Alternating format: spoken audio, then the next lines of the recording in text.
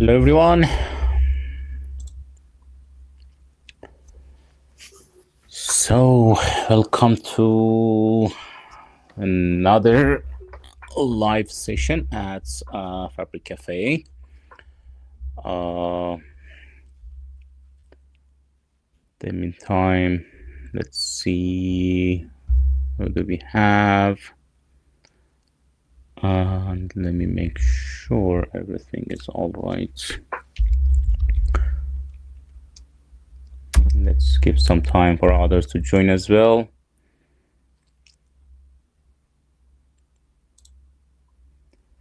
Yeah, we have appropriate links on Meetup group, which is good. Happy to have that one.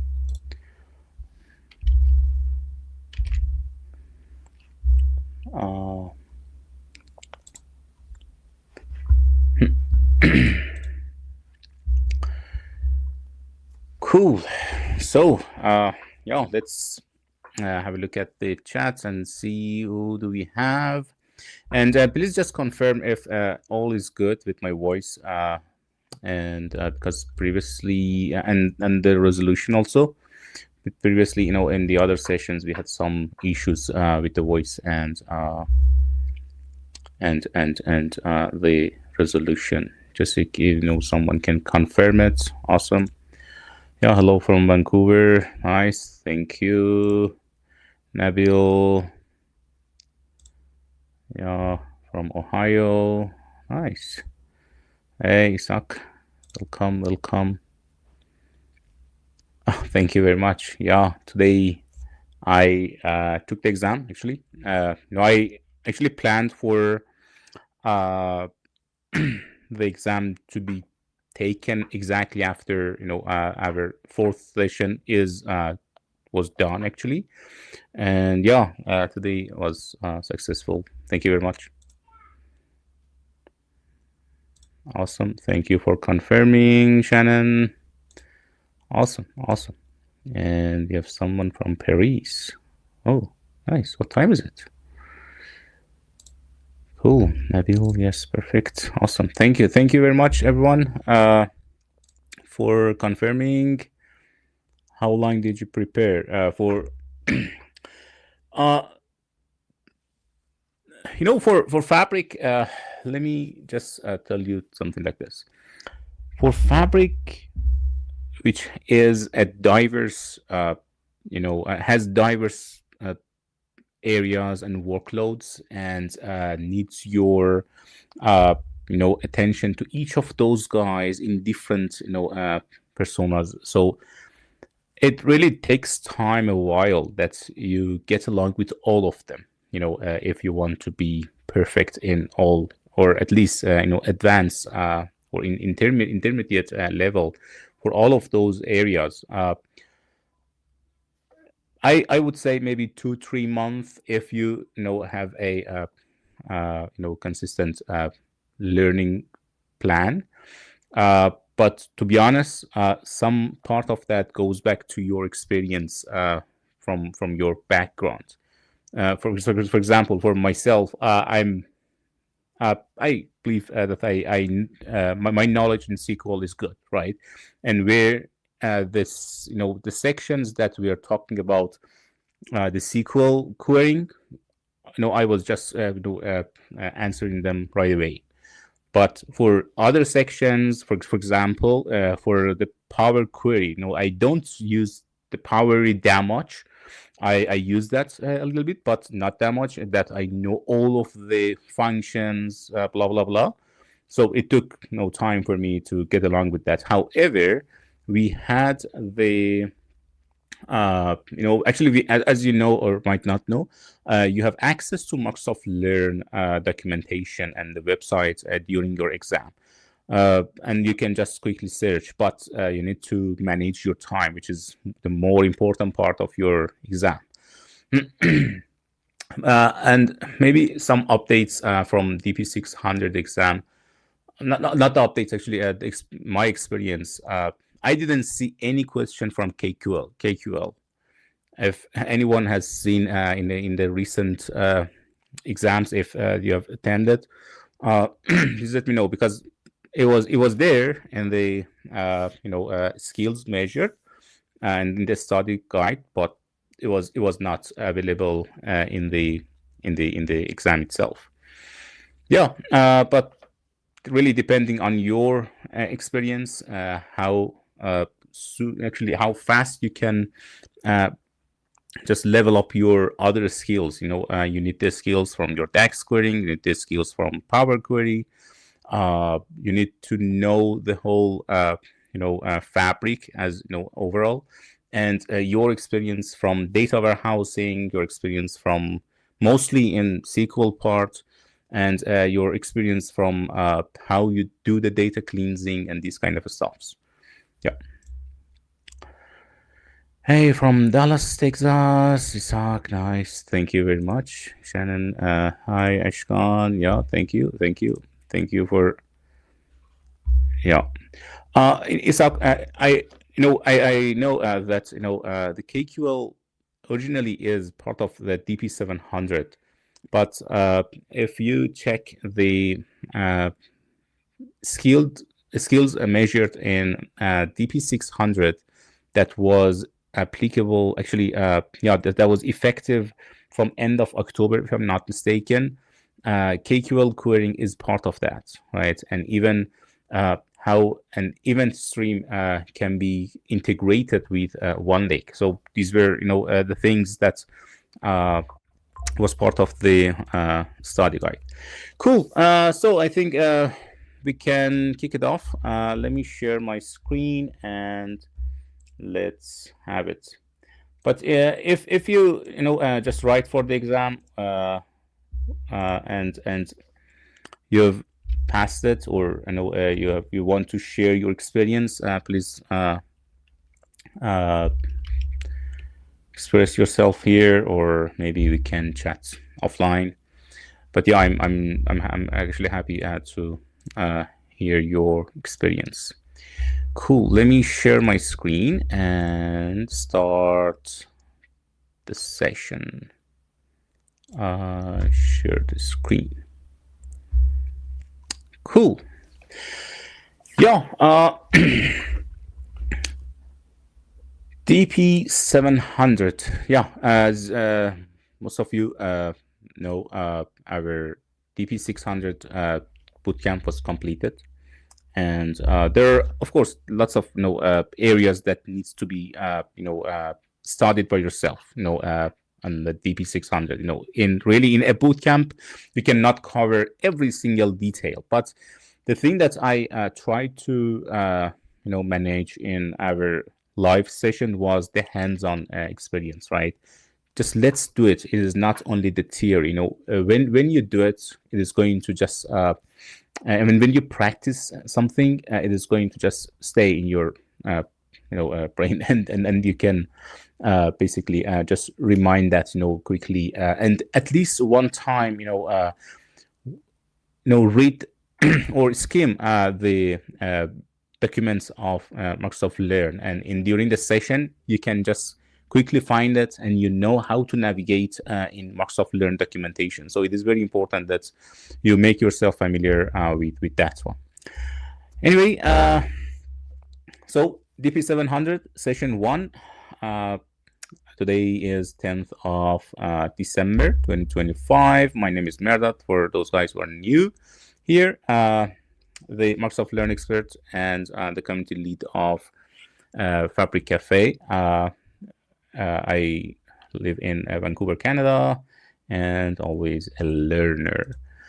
At Fabric Café, which is basically a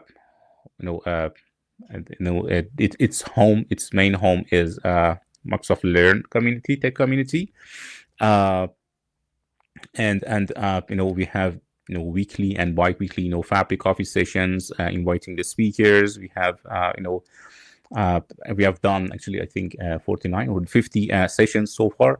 That is fantastic to hear from the experts always. With almost 6,000 members around the globe, and we focus on Fabric and Power BI. provide learning and support to Fabric users in all levels. There are, the links to our YouTube channel.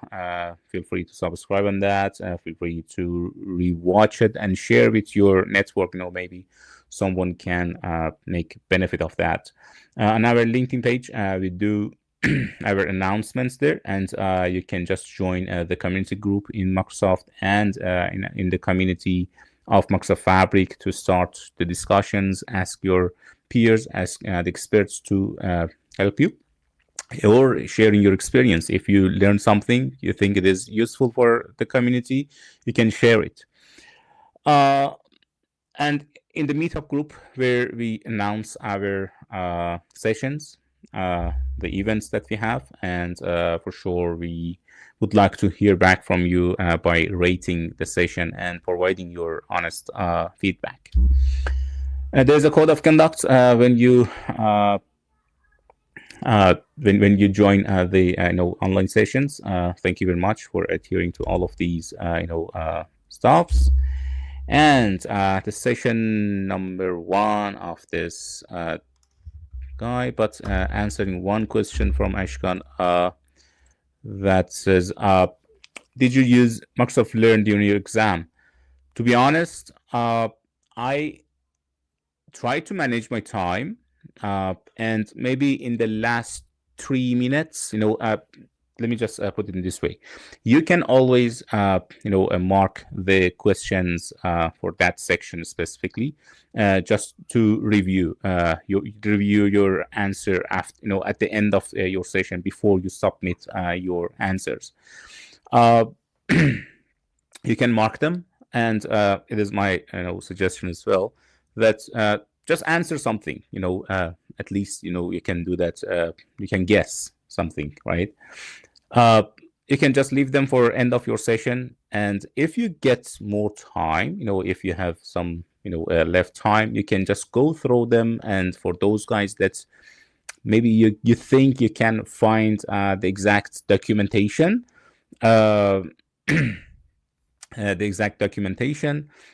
then you can just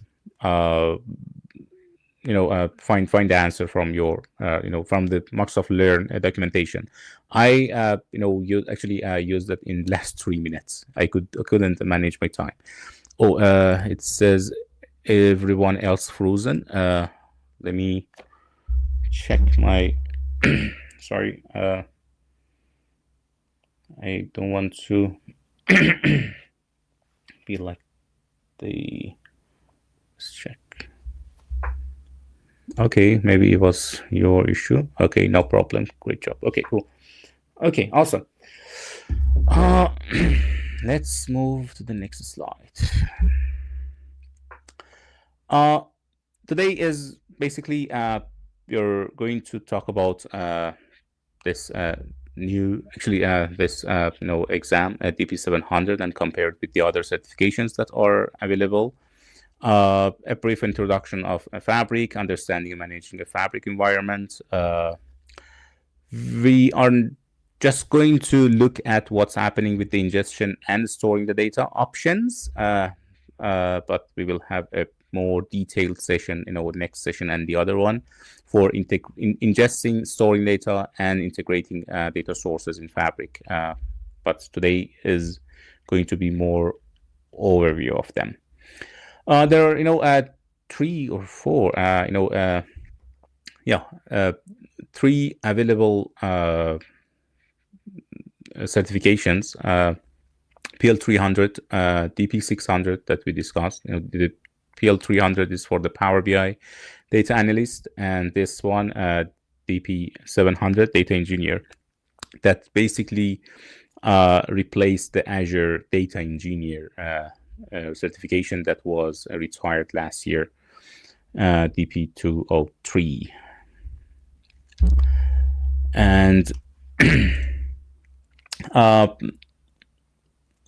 I don't want to talk about that much about the document certification itself, but it has 3 main sections that today we are going to focus on the first section for implementing and managing the analytics solution.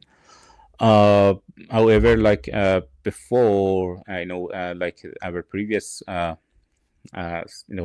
bootcamp, I just look at exact things that are in the guide, study guide page, right? And the highlighted ones are going to be discussed today. We are going to configure Spark workspace settings for the different sections that are applicable for a data engineer. Control version, configure version control for the Git integrations, how we create deployment pipelines and how to use them. Some security stuffs about the workspace level access control and item level access control. The sensitive labels, we will talk about that, endorsements, and how to configure the logs of the workspace, and about the orchestration options. Choose between a pipeline and a notebook, and how we can design and implement scheduled and event-based triggers. The other sections, we just shuffle between them. We are not going to be really picky on the and stick to the exact things. We may shuffle between the workloads and talk about them. Okay, for those guys who are new here, sorry if it is going to be a bit boring for those guys who attended the previous sessions, or you've seen this slides before. But a quick introduction: Microsoft Fabric is actually the unified data platform for the era of AI. It is a centralized and unified SaaS, software as a service in Microsoft, that is providing us with the workloads, with the opportunities to have an end-to-end analytic solutions. Even for the transactional things, it has some solutions for us. It is providing us with different experiences, like the data factory. The data factory is basically used for bringing the data, using the Power Query, and orchestrate the data flow process. It is providing us with the data engineering, which is coming from Azure Synapse basically, and it is actually you can do the data engineering with a Spark platform for data transformation at the scale. It is providing us with a data warehouse, a optimized SQL database for doing the analytical things, and and for your structured data basically. For the data science, and for the machine learning, there are possibilities to utilize the Lakehouse and the notebooks and Spark engines to do the machine learning experiments, and the data scientists analytics.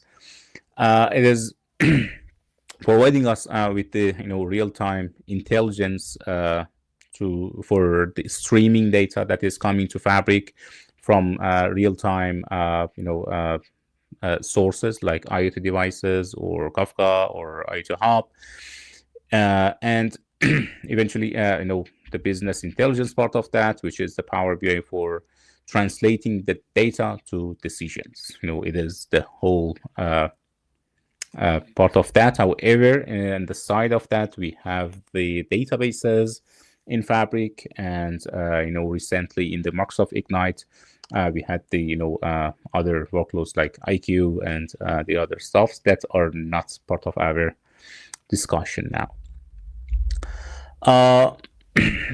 All of these basically experiences that we have are in touch with OneLake. OneLake basically is the storage in Microsoft Fabric. That you can just think of it like a OneDrive in your organization, or for your personal account, or the family account that you're gonna have for your OneDrive. There is a storage that is shared with all the organization. It is providing us with unified services, compute and storage, and everything for one tenant can be actually applied. It can be implemented and designed in Microsoft Fabric. And one of the characteristics of OneLake is and one of the maybe good things about the OneLake is one copy of the data, and we don't have to just have the repeated things and duplicated data for the whole organization and the whole tenant. Automatically the data that we have in different workloads in Fabric are going to be stored in OneLake. And OneLake is basically built on top of the Azure Data Lake Storage Gen 2, which supporting any kind of the data, right? Any kind of data can be stored in OneLake. But however, if you work with the the workloads that you have, the engines are going to basically store the data in the Delta formats, Delta Parquet formats, and which is basically compatible with existing ADLS Gen 2 applications, including Azure Databricks, and they can just make use of all of these basically files that are in the OneLake.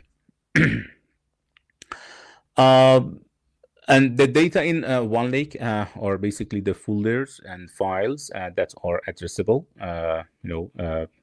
and they can be explored.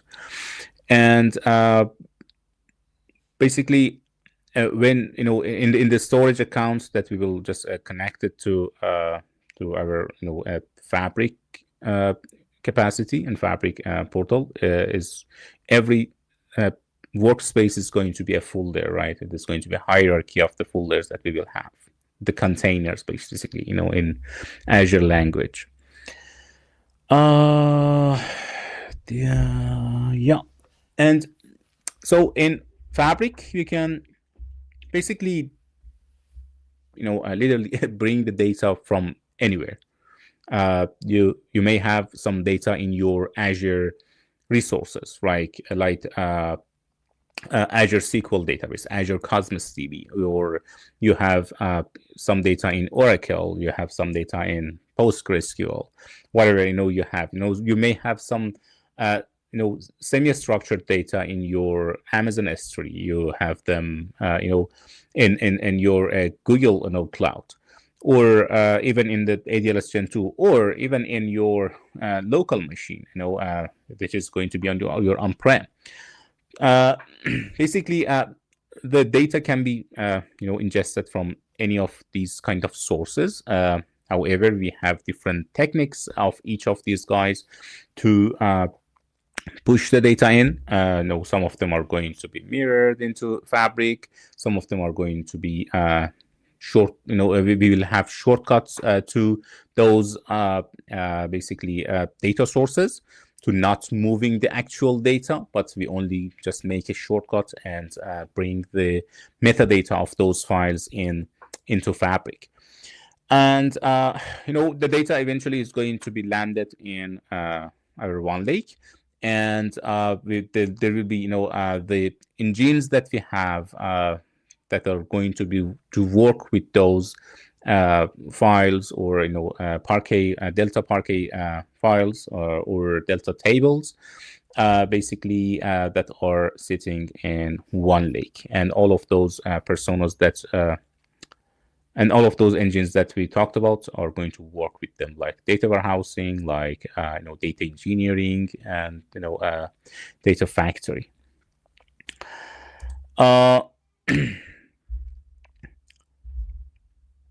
In order to to be able to understand the let's say, in order to to be able to manage the Fabric workspace as a data engineer, it is maybe required to know the whole concept of Fabric and the terms there.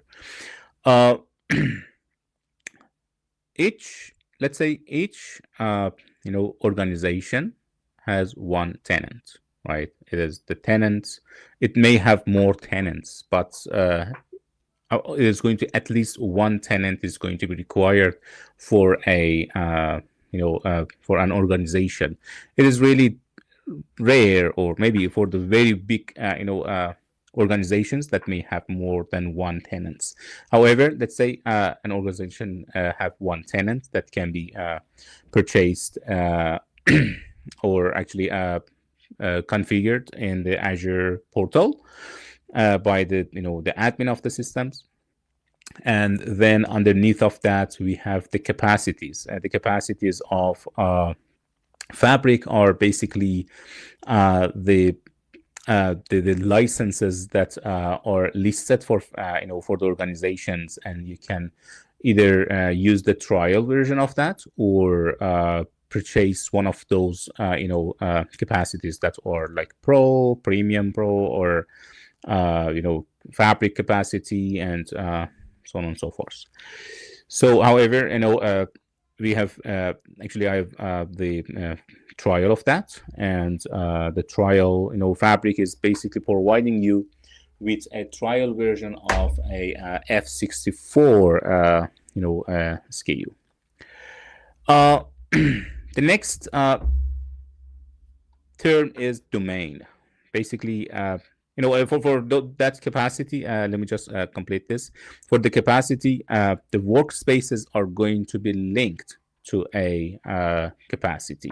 So for maybe, for example, we are doing a POC during a research. We can just utilize, we are going to create a workspace and just assign it to a capacity of trial, or, when that POC becomes more practical and we want to go for the production, then we change its, we basically reassign the capacity to something relevant. And these are going to be done by the admin of the system for sure. And we also have the domains in Fabric. That domains are basically some sort of categorization of the organization departments and sections. Let's say, a good example could be in an organization, you have your products, for example, or manufacturer. You have the marketing, you have sales, and you have the support, and you have HR. These are going to be your domains. That the main purpose of having the domains is how better it can be managed, and the whole, actually, the big admin of the system, the admin of the tenant, can just create these domains in Fabric environment, and then just assign those domains to the domain admins, and they can just manage their domains and workspaces on their domains and subdomains easily, and they are not going to involve the the big admin in their departmental developments and initiatives.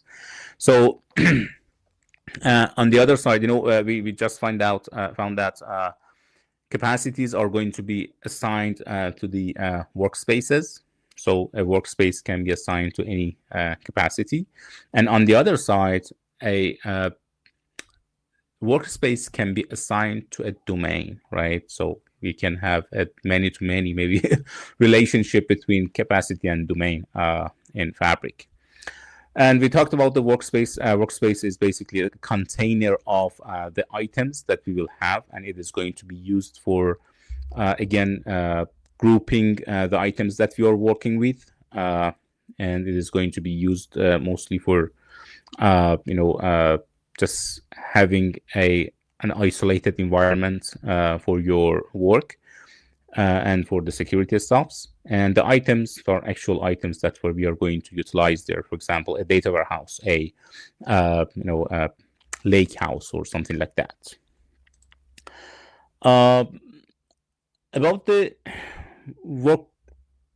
let me just jump into before talking about the workspace. Let me jump into my portal and show you some stuffs related to the capacity and the domains. Okay. Let me, So in the Fabric portal, there is a setting. Let me just give you an introduction, quick. Sorry for those guys who know that, but you can just switch between the Fabric environment and Power BI environment here. You can just find the workloads that are available in your Fabric. The standard workloads that we have here, data engineering, data factory, IQ, and whatever that we discussed. And we also have the graph here. Industry solutions, that is going to give us some out of the box, industry data solutions. That's it. So, it is, there are some shortcuts to the home, to the list of workspaces that we will have. The co-pilot, if it is going to be available, but however, for the basically trial version, co-pilot is not available, and it is going to just look for the workspaces that are not in the trial capacity, and you have to purchase it. It is giving us, the link to the OneLake catalog. We will talk about that. The OneLake catalog is basically a list of data stores that we have in our OneLake. Let me just quickly show you how it does look like. You can just filter on the workspace that you are in, and also filter on the type of the items that you have. For example, only the semantic models. You can basically filter on that here, and you have the option for monitoring the jobs and executions, basically, of the scheduled and on-demand stuff, that on-demand executions. The real-time hub, that we will talk about that in the next 2 sessions. Let me just focus that. And what else? The deployment pipelines, we will talk about that, and that's it for now. And we have the option of creating the functions, user-defined functions, that we will talk about them later in the next 2 sessions. Cool. In the right side, you have the settings. That in the settings, you can have some general settings, but my purpose is to talk about the admin portal.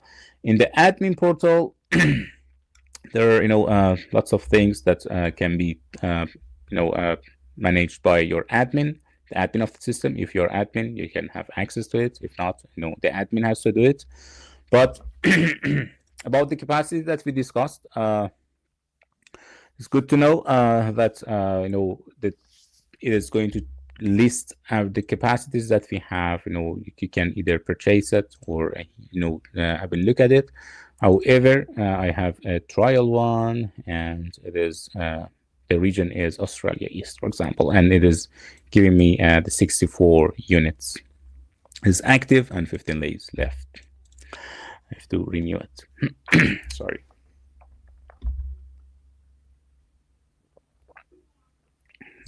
Yesterday I caught a cold, so my voice should not be that. I hope it is not going to be annoying you, but yeah.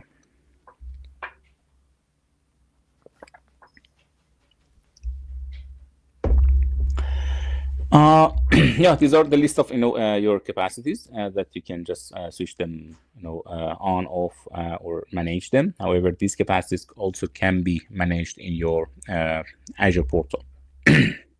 About the domains, as I mentioned, you can create, the admin can create the domains. Only admin of the system, tenant admin can create that. you can just find out some information here, but in order to start, we can just say, for example, let's call it a the admin, I mean the domain of HR. You can specify the admins for those domains, but I'm not going to specify anyone now. For now, let's only have this. And for each domain, you can create the subdomains.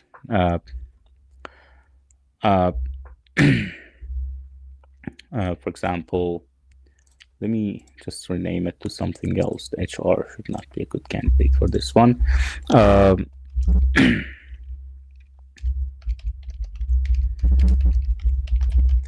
Let's say the domain name is, you can rename the domain name anytime. Let's call it as professional services, and as a subdomain, you can just say support, for example, or you can create another one as upgrade, as an example, right? These are the domains that you will have, the subdomains. And here you can just assign the workspaces. There are different options that how you can assign the workspaces to this domain. It can be done by a workspace name. We can just find the workspaces that I have here, for example, by writing its name and typing its name, whatever that has DP is going to be available here, or I can assign it by workspace admin. Let's say we have some workspaces created in your tenant, in the whole tenant, in your capacity. Sorry, in your tenant. Then for example, Mehrdad is the admin of those workspaces. Then I can just find the whatever that's the workspaces that are managed by Mehrdad is going to be added underneath of this domain. Of course, a workspace cannot be linked to more than one domain. That's it. And also you can assign it by the capacity. You can just list the capacity. For example, you can say, hey, I want the capacity of trial to just show the stops, and to just assign this domain to those workspaces. But for now, I don't want to do anything at this stage. There are some settings. You can create and actually choose an image for your domain. And, for example, this one is going to be shown in your OneLake catalog when you choose the domain to be shown there. You can, assign admins for your domains that they can change the domain settings and or actually add or remove workspaces assigned to this domain. So basically, the domain admins are going to choose the workspace admins. Then it is, basically domain admins are being delegated from the tenant's admin, and only the tenant's admin can manage the domains from here. About the admins, the admin of the domain can only be set by the tenant's admin, and that's it. So for this domain, for example, who can be the contributor, right? You can just specify a user, security group, or tenants and admin domains only. For example, they can only contribute. And these are just some sort of general basically configurations of your domain. And for the subdomain, it is only having the general setting, the name of that, who are going to be contributors, and default domain. Okay, I think this is good for the domains. We have created one domain, and if we go to our workspaces, for example, this one that was existing from our previous one, then in the domain, in this general section, in the domain, you can just choose this subdomain, right? If it is going to have the subdomain, you cannot choose the domain itself. You have to select the subdomain. Awesome. I think it is good. Let's back to the slides. Understanding Fabric Workspace. As we mentioned, workspaces are a centralized environment for data engineering, right? Not for only the data engineering, it is for other personas as well. But for the data engineers, workspace is going to be their landing page, basically. Workspace is basically facilitating the collaboration between a team of data engineers, or data analyst and data engineer, or data engineer and a scientist, a data scientist, and so on and so forth. Basically, the in the workspace, you can manage your data access and the security by defining the relevant securities. It is going to be object level security or the workspace level security. You can manage your environment, the environment of your Spark engines, and you can basically create your lifecycle management, manage the version controlling that you will have, and also doing the deployment process implementation, and you can just do the performance optimization for your workspace and the other items that you have in your workspace. And it has an integration with the OneLake, so automatically that workspace is going to have access to your OneLake. It has different sections. I would prefer to show it on the workspace itself. Don't worry, if how you don't know how to create it, we will just cover that together. Now, in the workspace, basically there is a list of workspaces here that you can just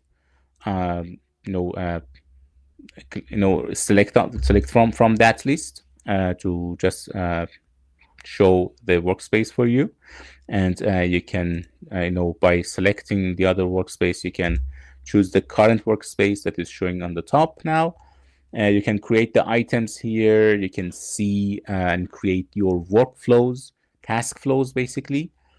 And in the bottom, you see the items that are available in your workspace. In the top right, you can see the items either as a list like this or as a lineage to see the relationship between each of these items together. For example, for this one, if you choose this, for example, Lakehouse, you can see the upstream and downstream dependencies. And if, for example, anything is going to be changed in this Lakehouse, what will be the impact on the downstream stuffs? For example, if you change a column here, it may impact one of these guys, right, or all of them, and it is going to just show you all downstream items.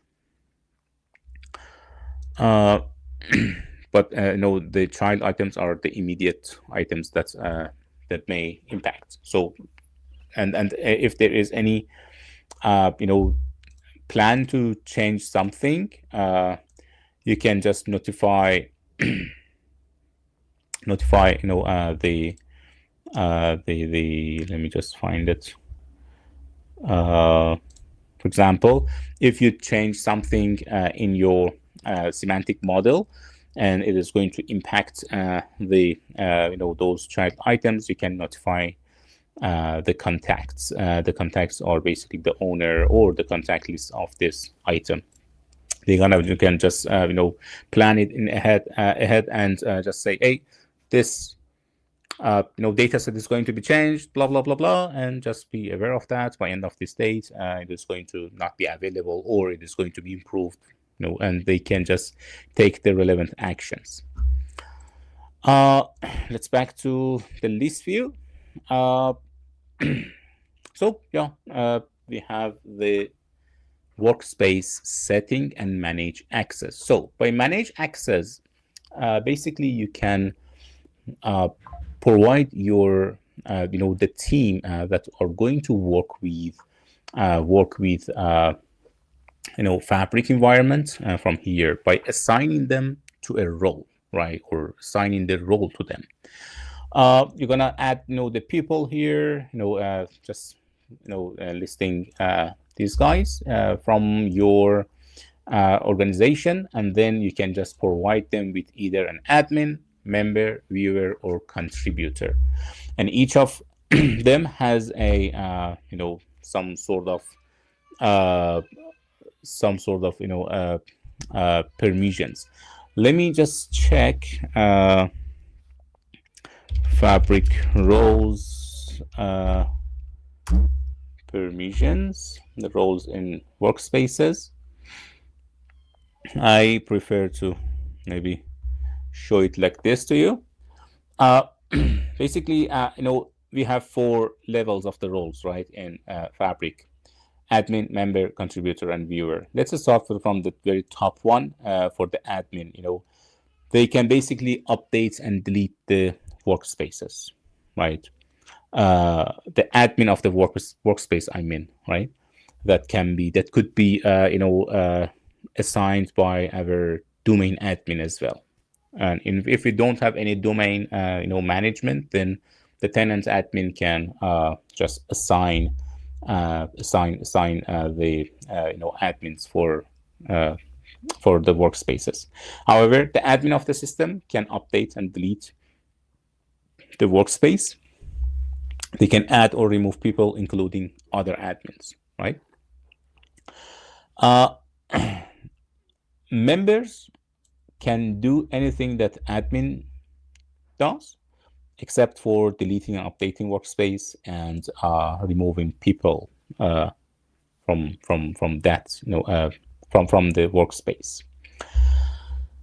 A contributor has access to everything except for the admin stuffs and the member stuff. So they cannot add the members with the lower permissions, right? So what member can do is adding the members or others with lower permissions, and they can also reshare the items. However, with resharing the items, there are some basically restrictions that they can allow the shared guy, actually the person that they are going to share with, they allow that user to reshare it to someone else or not. However, the contributor can basically create anything in Fabric unless it is prohibited. And for the viewer, basically the viewers can only view and read the data, right? They cannot create the items, right? They can connect to the SQL analytics endpoints. They can connect to the data warehouses and so on and so forth. And also, they can view the execution output of a pipeline or something. Even they cannot execute a pipeline. They are only a viewer. Yeah. There's a question here. What's that? Will the slides be shared for reference, or will the video be available to view later? For the first section, unfortunately, the slides cannot be shared. These are, Microsoft assets. I'm not allowed to share them. Sorry, but the video is going to be available immediately on our YouTube channel. Cool. Let's back here. So now we know how what is the workspace level security, and we have another thing that is going to be item level security. For each of the items that we have a different set of the permissions that we can, when we are sharing them with others. And keep in mind, if, for example, let's say you have given a user with contributor with contributor permission for in a workspace, and then you want to I don't know and you're not aware of this user's role. You want to just share something like data warehouse to allow that user to read the data, but he already has a higher permission, so that is going to be ignored, and the higher permission is going to be considered for that user. So keep in mind, when you're assigning a role for the user in your Fabric workspace, you need to keep in mind the level of privileges. However, let's have a look at this. This monitoring event house, for example. Sorry for not for this one, for the warehouse. Manage permissions, for example. For the warehouse, you can manage the permission by the users. You can specify the user to what access they're gonna have. For example, this FAP2 user is a contributor, but I can maybe I can add more privileges to this user by adding the reshare or adding audit, right? But already they have access to the read, write, and read data. But if I add another user here, let me just go back here quickly, and I want to, for example, share this data warehouse. When I want to share it, I'm going to choose the name of or the email address of that user, and I can just give them some additional permissions. They can, for example, read all data, they can share the granted permission with someone else, or they can monitor the queries, and so on and so forth. So yeah, it is for the item level that can be basically looked at, right? And for example, for the for some items, I know in the item level permission, we can have the let me just check this guy. Sorry. For example, for the notebook, we can share it with them, and the link can be just they can edit that, run a notebook, or they share it with someone else. Yeah, I think that's enough for the item level permission as well. However, for each of these guys, you need to just check that and see how it can be fit. It can fit in your cases. So in the middle, the other thing in the middle of the workspace, we have the task flows. You can create the task, type of the tasks here, and assign them just for understanding your workflow that and your task flow. For example, you define a task of the getting data, and you can assign your items to that that specific task. For example, here in the get data, I can even create an item, or I can link the items to this one. For example, for getting data, I say, hey, this load product data and financial data, for me, they are in the task of getting data. Then these tasks are going to be just shown here. It is going to be for a visual and quick recognition of the items that you have in your workspace. Awesome. Yeah, one of the important things in Fabric workspace is the setting section for the workspace. Let's have a look at that. However, in an overview, here you can manage the Azure, connection, the Azure, your ADLS Gen 2 and Azure Log Analytics. I will let you know how it is going to work. You can set up your Git integration that we will do. You can configure the OneLake settings. You can create the workspace and identities for the authentication.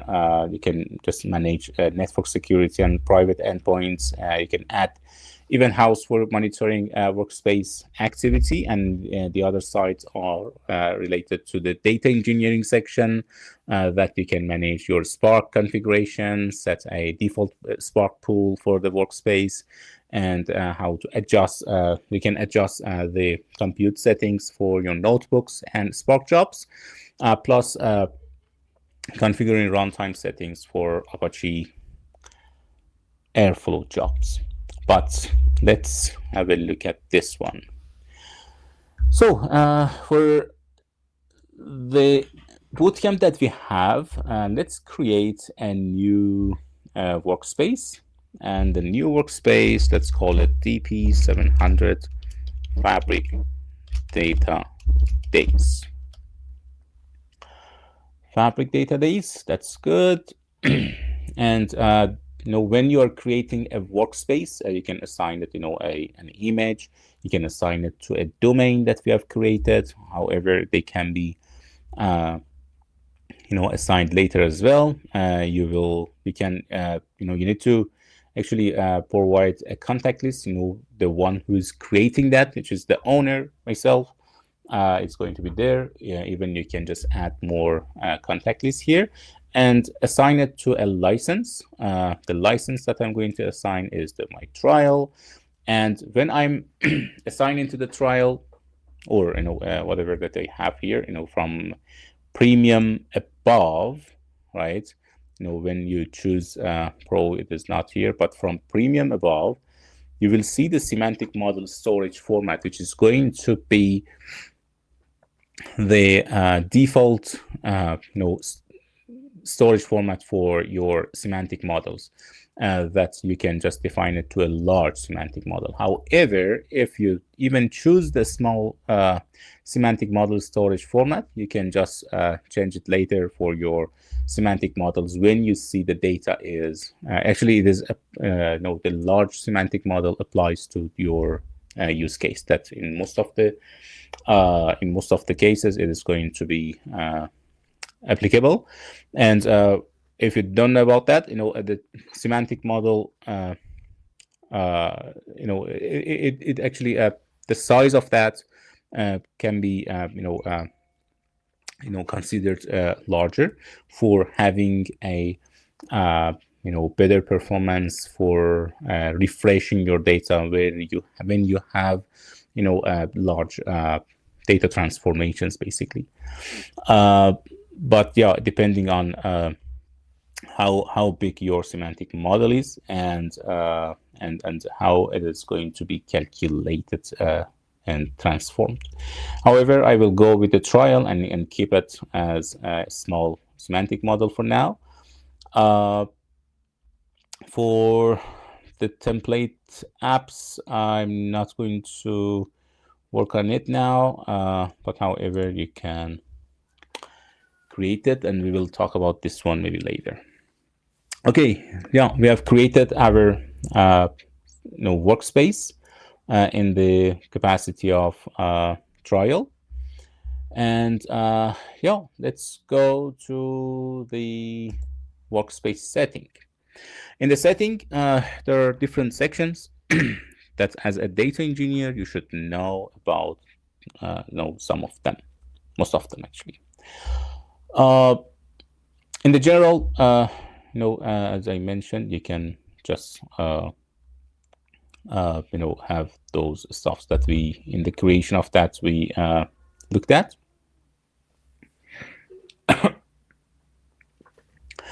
And in the license, info, again, you can always change the license. You can always change the semantic model.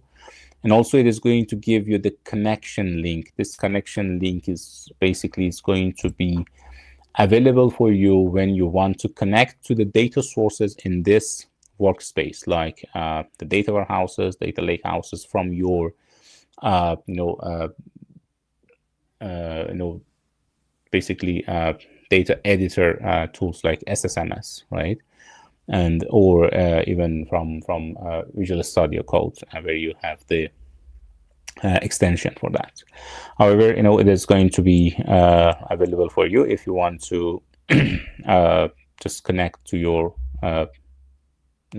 data sources. In the Azure connection section, you can connect your Azure actual data lake storage and to this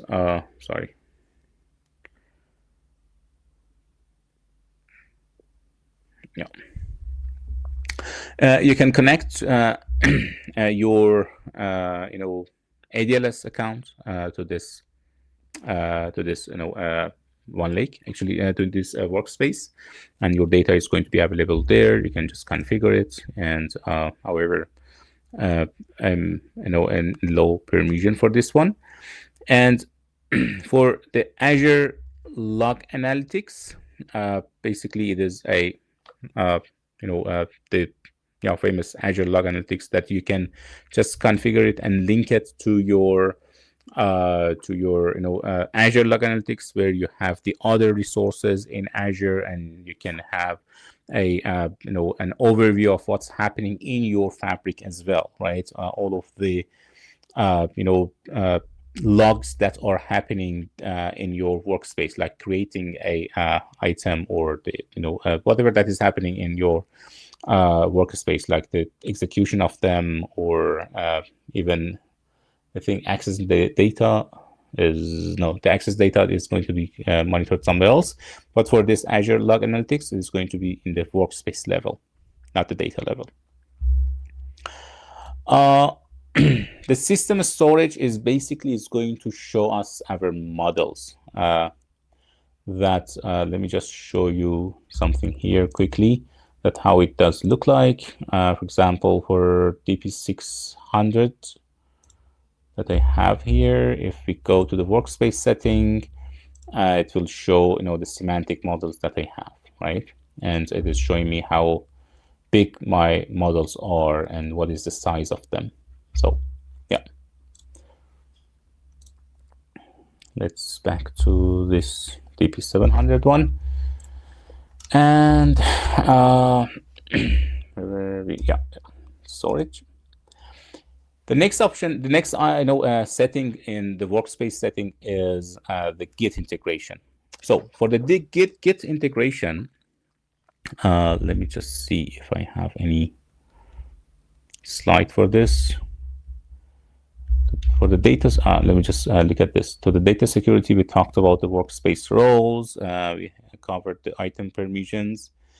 For the third option, the compute or granular permissions, it is going to basically be for the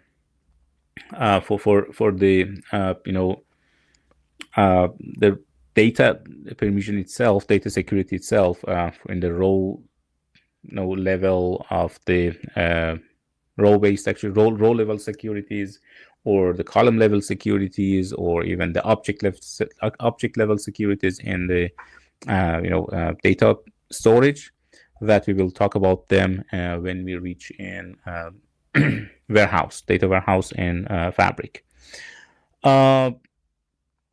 And for OneLake data access control, we will look at that as well. The CI/CD in Fabric. Let me, before I jump into the section that we have for Git integration, let's talk about this. We can configure the version control in Fabric. It has a built-in connector to for the Git integration, and you can only integrate for now to Azure DevOps. and the GitHub and GitHub Enterprise. For these two, GitHub and GitHub Enterprise, and only the cloud version and not the on-prem one.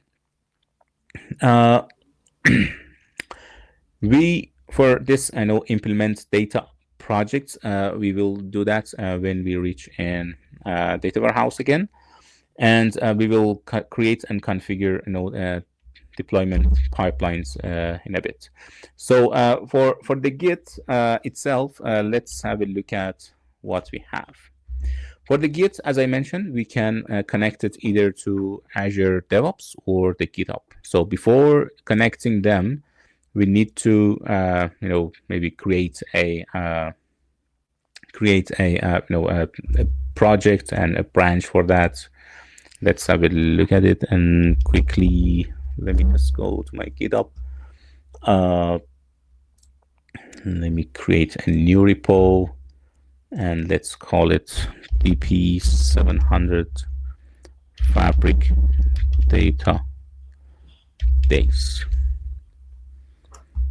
Let's create this repository, and let me just create DP-700 Fabric Database, and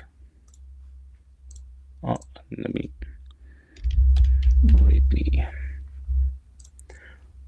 okay. So let's have this one, and yeah, it should be good. It is in the main branch. Yeah, that's good. We have a main branch, and I need the URL of this one, I think, but let's see. For the GitHub, I'm already connected to this, GitHub accounts. However, you're gonna need, if you're in the GitHub or if you're in Azure DevOps, it is going to be different. But for the GitHub, you will need to go to the settings, and then at the developer setting, and just providing, actually generating a token, and then you're gonna use that token to be used for this connection. It is not a big thing, it is only needed actually a name that is going to be a convenient name for you, the token, and if you have your repository URL. However, I'm connected to this one before. Let's connect to it, and my repository URL is going to show me the branches that I have, and then connect and sync. That's it, right? Now we are connected to our Git repository. Whatever item that I add here is going to be synced, and actually it is going to be available to be synced there.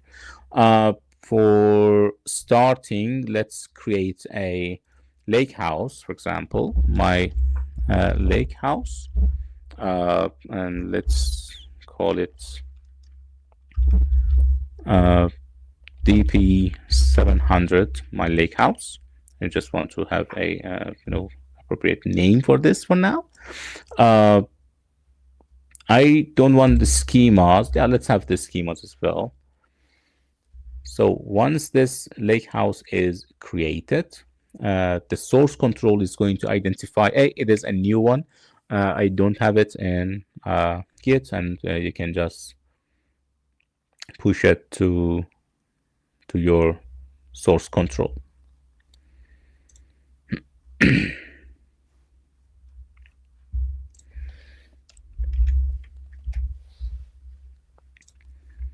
Cool. Yeah, we have created that. We can just upload a file. It doesn't need really. Let me just go for, I just want to show you something. Yeah.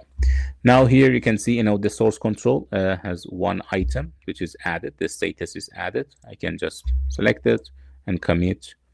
And you could add a commit message here, an appropriate one for your team or for yourself even, to just push it. We weren't able to, please check the technical details. What's that?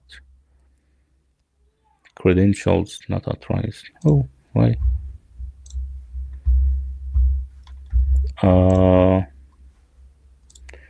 Did I choose the right one.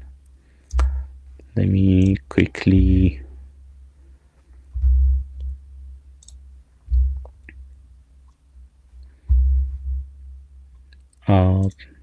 not sure if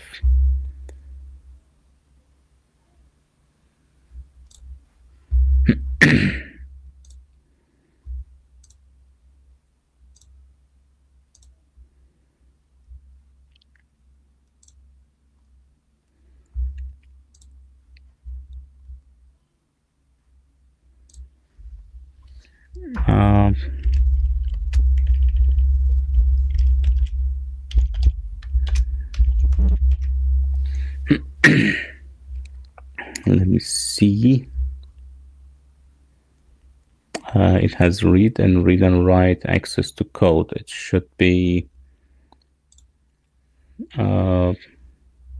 fine. It has the right access. So why it is not pushing first commit? Is it still complaining?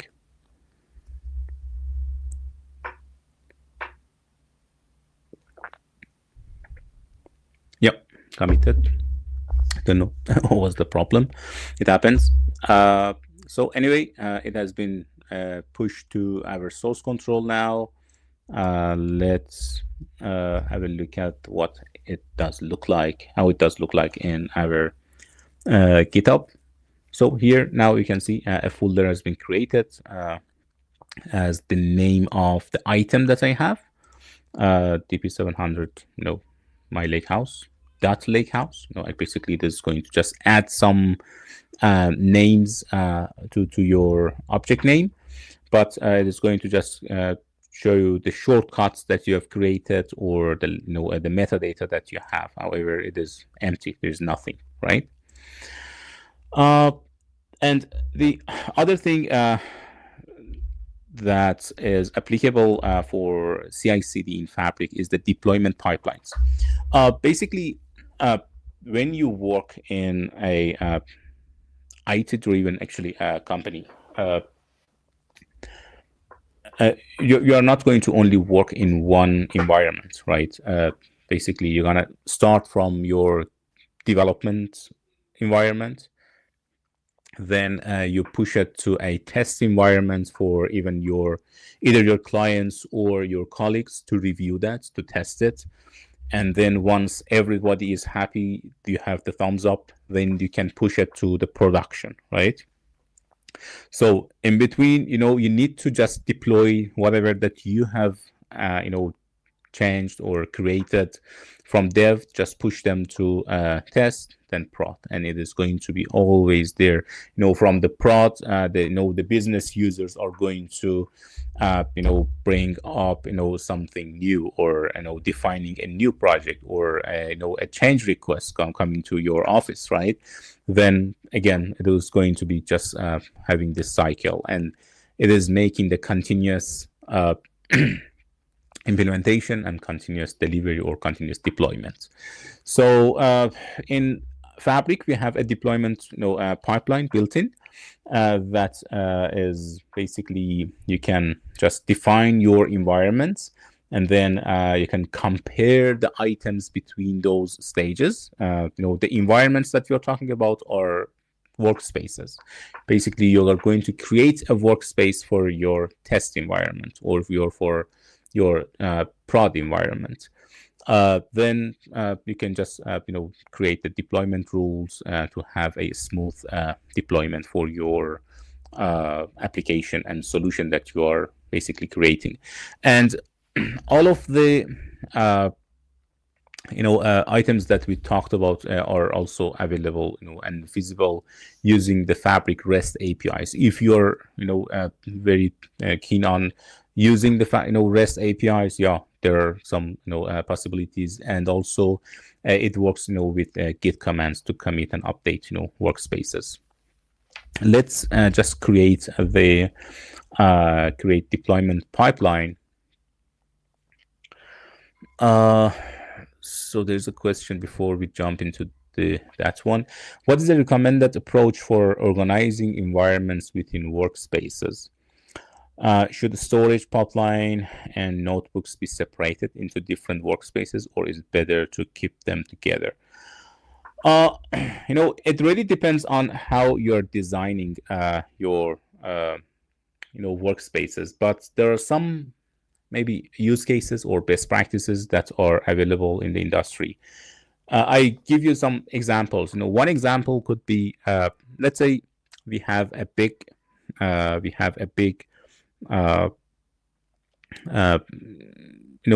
data solutions that the security of the data is very important.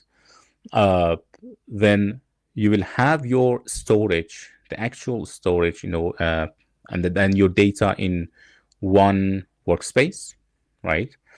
And then you ask your data engineers to only work with the metadata and some sample data in another workspace to have the notebooks, the pipelines, and this kind of stuff. And that the data transformation, all of those data engineering tasks can be done in a separate in a separate workspace, and then just load the data into the other workspace. That's possible. These are the things that happen in the industry and with different companies. But yeah, just separating them is going to maybe make a better experience of controlling over your users and your assets in the fabric. We may create some videos with that regard. What are the best practices when we are in the real world actually projects. But yeah, that was a great question. Thank you. So let's back to the deployment pipeline. So in order to create a deployment pipeline, firstly, I need to create a new workspace, and I will call that new workspace as let's say DP-700 fabric database test, for example, and also assign it to a trial version, and that's good for now.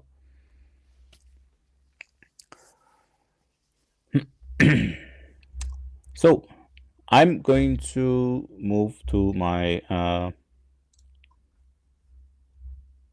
ordinary workspace that I have here, and then create the pipeline. The pipeline that I'm going to create, I can just name it, let's say deployment pipeline, and let's say for test. Yeah. By default, it is going to just give us 3 environments, which is very normal in the organizations. But sometimes we may have more at 4 environments, like development, test, pre-prod, and the production. Depending what is the strategy of those companies. But we want to just test it and demonstrate how it is working. I delete the production one and only keep these 2. And yeah, the development and test are fine with me. After saving, I can just assign the workspaces. For the dev, I assign this one. And for the test, I assign test. And just tick and tick for this one. After saving, it is going to start just identifying the items that are not available in the destination, and it is identified. It is only in source. But I was questioned today for 2 times, I think, about the deployment pipelines in DP-600. That was interesting. And in both questions, it was asking when we do the deployment for the as part of the pipelines, what items are going to be moved, right? It is just listing some items there. What items are going to move? And it was interesting that in both sections, but both questions, it was listing this pipeline as well, the deployment pipeline test, right? It was just maybe it was important that that this deployment pipeline is not going to be moved to the to that workspace. And yeah, it is also good to know. And the deployment pipelines, let me just show you something like this. The deployment pipeline is not a basically an item in the workspace. It is something linked to that workspace. It is not an item, but since it is linked to this one, it is going to be available there. Yeah, now it is the deployment has been completed, right? During your deployments, let's say you have a notebook in your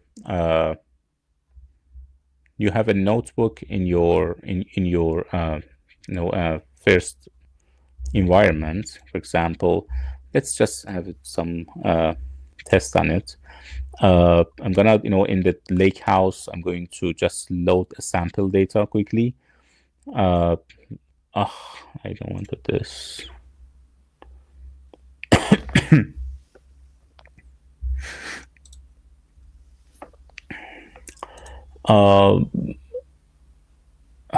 I'm in SQL Analytics. That is why I don't see that.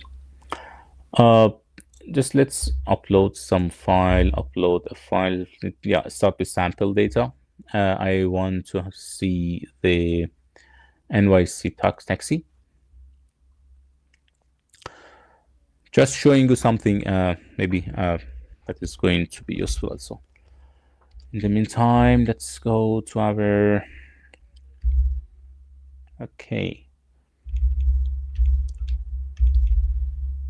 about data security. We covered that. It's good. No, good progress today. It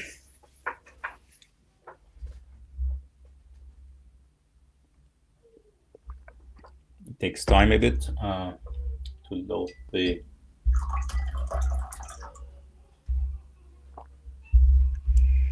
file.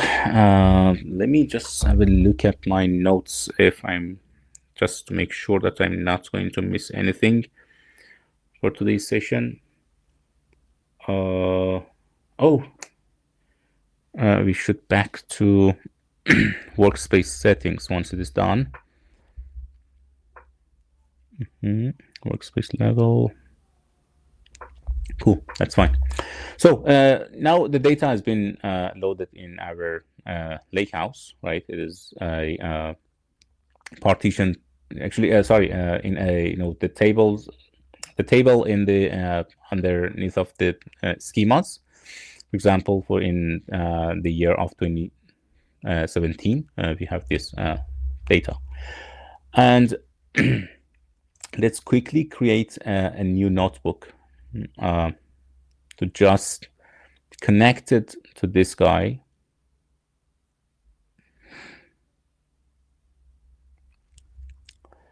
The notebooks are basically where we can do the data engineering using the codes of Python, Scala, SQL, or even TSQL for our analytics. And from here, I want to just look at the data in this table. You can just load the data easily by just loading the data like this, right? And let's save it with something. Execution. Yeah, the session started, and it is executing, which is good. And let's save it as my Lakehouse NYC notebook.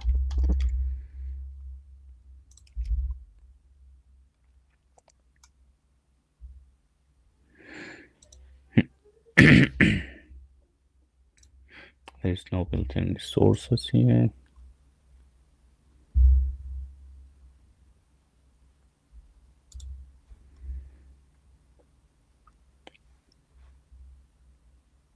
Okay. So yeah, we have now this is still connecting.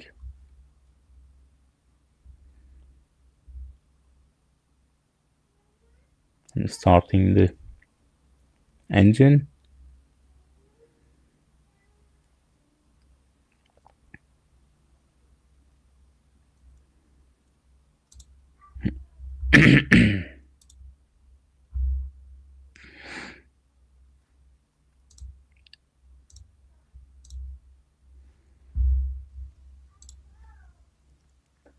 Cool.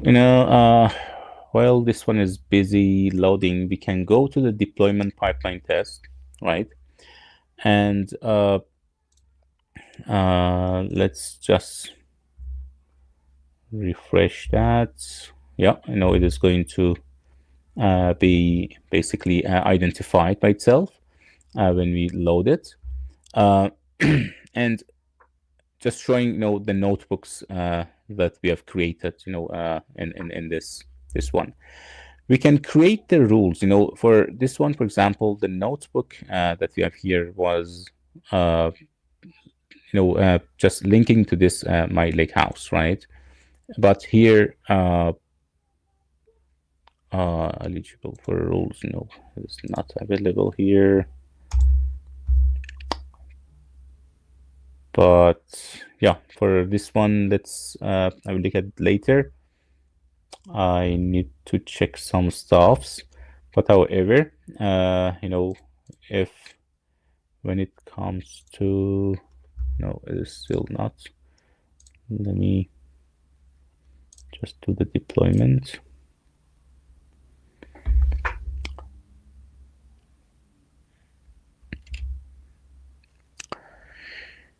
Cool. And we can just see the items that we have here in the destination workspace. So let's back to our main discussion. And the other thing, the notebooks that we have added are available here to just being pushed to the the source control that we have. In the workspace setting, so we have gone through the Git integration. We connected to the Git repository, and we have done the the deployment. There's one section for OneLake settings, the OneLake, and how this basically workspace is going to behave. There's a OneLake file explorer that you can just download the app. It is going to be installed in your Windows, and you can just navigate and explore the folders in your OneLake and see the actual files behind each table. And if, for example, if we go to this Lakehouse and click on the table that you have here, and you can see the files behind that. And as you can see, there's a Parquet file and a folder of delta log, and this data log is basically a JSON that is showing what happened to your data in a row, right? And again, let's back to our workspace and its setting. However, the settings can be coming from here as well. Let me just pin this guy to top. You can just go to the settings. In the OneLake, you could just download the OneLake app and start exploring. You can enable cache for shortcuts. The shortcuts are basically one of the data sources that we can use to just bring the data into your workspace, right? And but the thing is that for the shortcuts, you're not bringing the actual data for sure, right? And you're you're just pointing to your files in your file system, like ADLS Gen 2, Amazon S3, and the other things that we have. We will check what other shortcuts are available for us in a workspace. But that data can be cached from those files, and and you can have a retention period for your caching.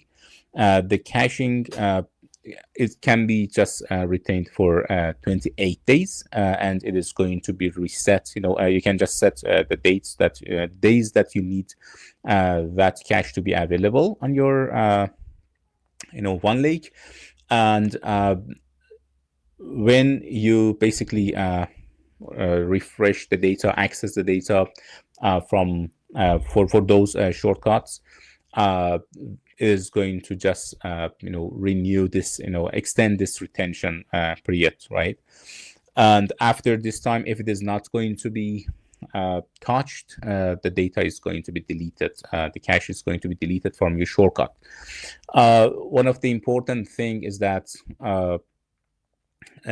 the caching is how the caching is working in our OneLake is that it caches the data into OneLake, and it keeps checking the data with the version of the data that you have in OneLake with the source. If there is any different version, then it is going to refresh the cache. Otherwise, it is going to stay there unless until you actually basically reference that data or access that data somehow, and then it can be something like this, and that cache can be reset for any reason. You want to just make it wipe it out, and then again to be cached. However, you can just set it, for example, for 20 days, and it is going to be very helpful for saving the time, and data transferring between in your network. It is going to save maybe a lot of resources. There is an option for the OneLake that you can add the diagnostic events to a Lakehouse. It is basically going to be an option that any access to the data in the OneLake, right, in that workspace that we are checking, any access to that data is going to be locked, right? It is going to be just locked to that database, basically. Whatever actually the issues that is going to be with that data, and we can just switch it on, and the storage of that is going to be a Lakehouse in your workspace. However, that Lakehouse can be used by other workspaces to lock those diagnostic events to a Lakehouse, to that Lakehouse. For example, here I'm going to just go to the DP-700 that I have. It takes time actually to start diagnosing your items, right? Your basically your OneLake, OneLake data for this workspace. But maybe at the end of this session we can have a look at this. and in the bottom, it is just showing this workspace stores diagnostic events from other workspaces. And if there is any other workspaces that are going to be linked to the same, a Lakehouse, basically it is going to be listed here. Cool. For OneLake, there is one more thing for the delegated settings. OneLake settings that basically the authentication with OneLake user delegated, basically a shared access signature tokens that you can just switch it on for the entire organization. And also you're going to enable Delta Lake to Apache Spark, Apache Iceberg table format visualization. What is it basically doing? If you know Snowflake, they're using the Iceberg technology for storing the data. So with switch it on, basically when the Delta tables are going to be created in your OneLake, a metadata of the actually compatible with Iceberg tables are going to also be created to just make those tables to be readable and functionable for those workloads that are going to utilize that data, basically. So you can just switch it on if you have anything like that. Just for that one that we basically enabled the diagnostic events onto a Lakehouse, we can just go to our Lakehouse, and if we just refresh our files, basically those diagnostic are going to be, those logs are going to be, available in the OneLake workspace, and the ID of your workspace. And if you look at the URL here, you can see the workspace ID, which is equal to this one. Let me just query the data and just check.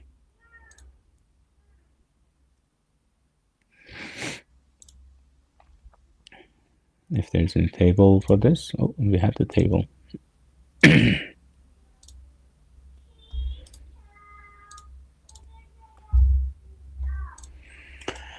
Cool. And I would like to have a look at the other Lakehouse that I have here, and there was no diagnose event. Yeah, I had something here before. It is in another. It is in another. Basically workspace. That's in what time basically the data was accessed. It is going to be something like this at this time. This resource ID and the category of that. It is actually a big JSON that you can start learning about this log. It is going to be a big log for you if you basically enable it for yourself. You can always switch it off, but I'm going to do that. I don't want to eat my resources. However, just one tip here is you cannot switch this diagnostic events to a why it is off now. It is just showing something wrong here for me. It is DP-700. It is not showing something right. Yeah, there's another monitoring in your workspace setting that you can add a monitoring, event house. This monitoring is in the workspace item levels, that whatever that is happening in your workspace items, it is going to be automatically logged into an event house. The event house, as you may know or might not know, we will just have a look at that, is a KQL database to store the collected logs, in that database. I need to, and just you need to keep in mind, when you switch it on, you need to have an event house. Let me reload it. I just canceled it, and maybe it doesn't like to be canceled. In the monitoring section, for what is it saying? It's not giving me a monitor workspace to turn on logging for this space.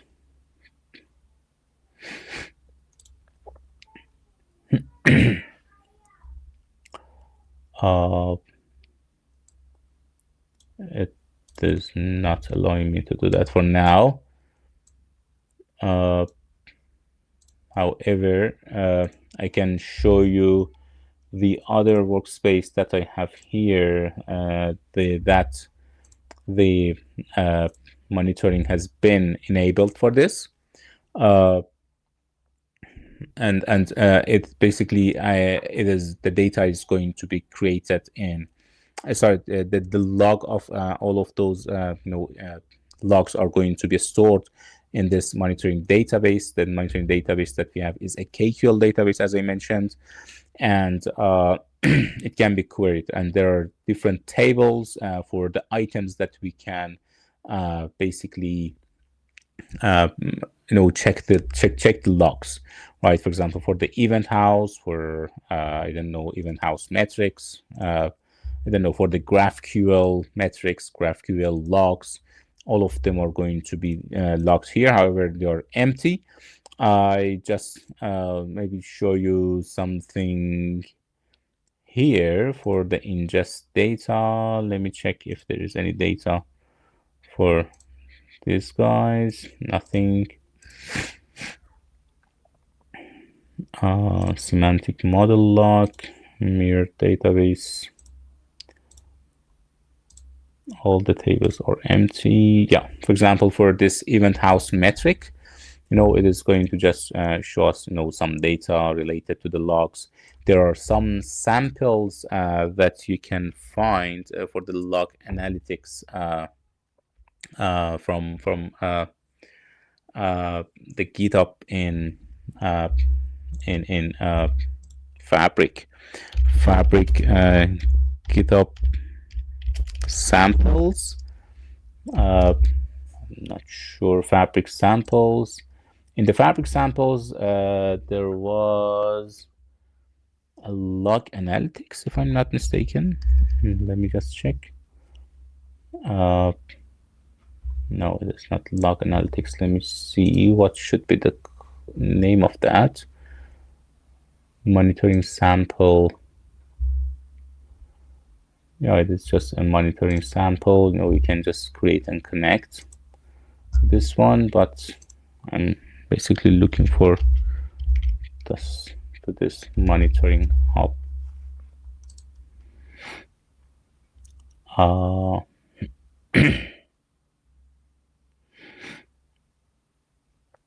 Yeah, if I find it, I will share with you guys.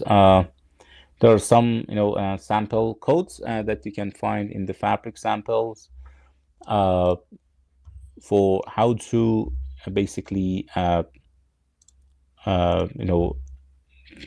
to, write your KQL and just,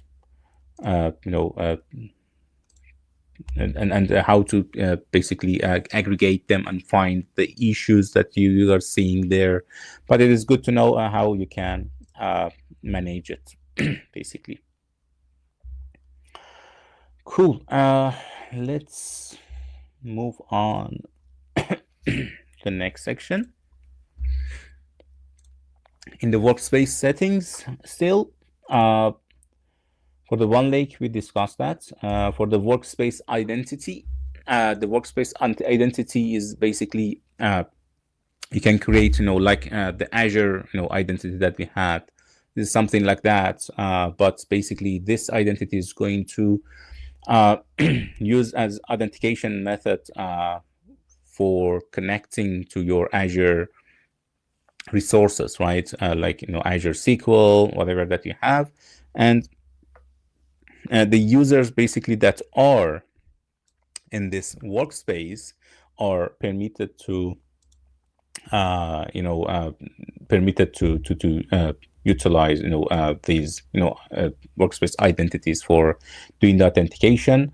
It is very useful for the shortcuts that you're gonna have it outside of here and just that are behind the firewalls maybe.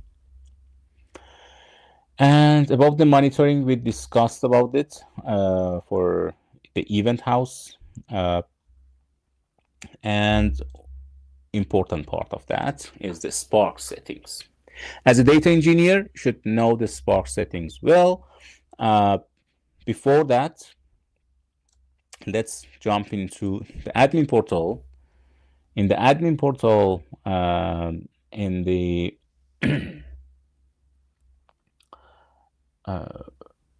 where was it? The data engineering section. In the tenant settings, let me just find it.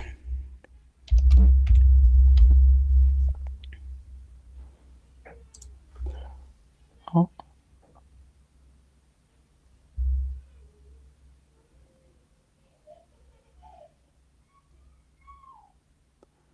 Come on. No, not in the workspaces. Not there. But I remember it was in the trial. Yeah, cool. In your admin portal and the capacity settings, choose your capacity. Then just in the data engineering section, you can open the Spark setting. When the admins are purchasing Microsoft Fabric, they are basically purchasing the a level of engines and the cores, basically, right? The processors. If we look at this Microsoft Fabric Spark Spark nodes, let me just check if it shows the numbers. The full number. I want the full number. That's good to have it. Node size, nodes, but I'm looking for something else.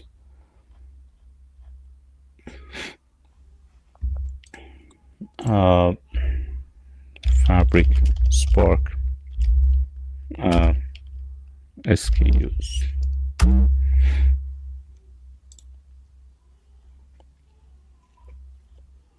Nope, not here.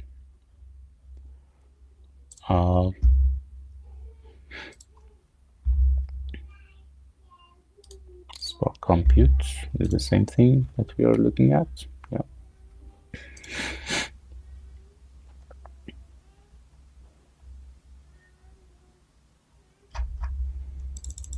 Number of nodes in each fabric capacity.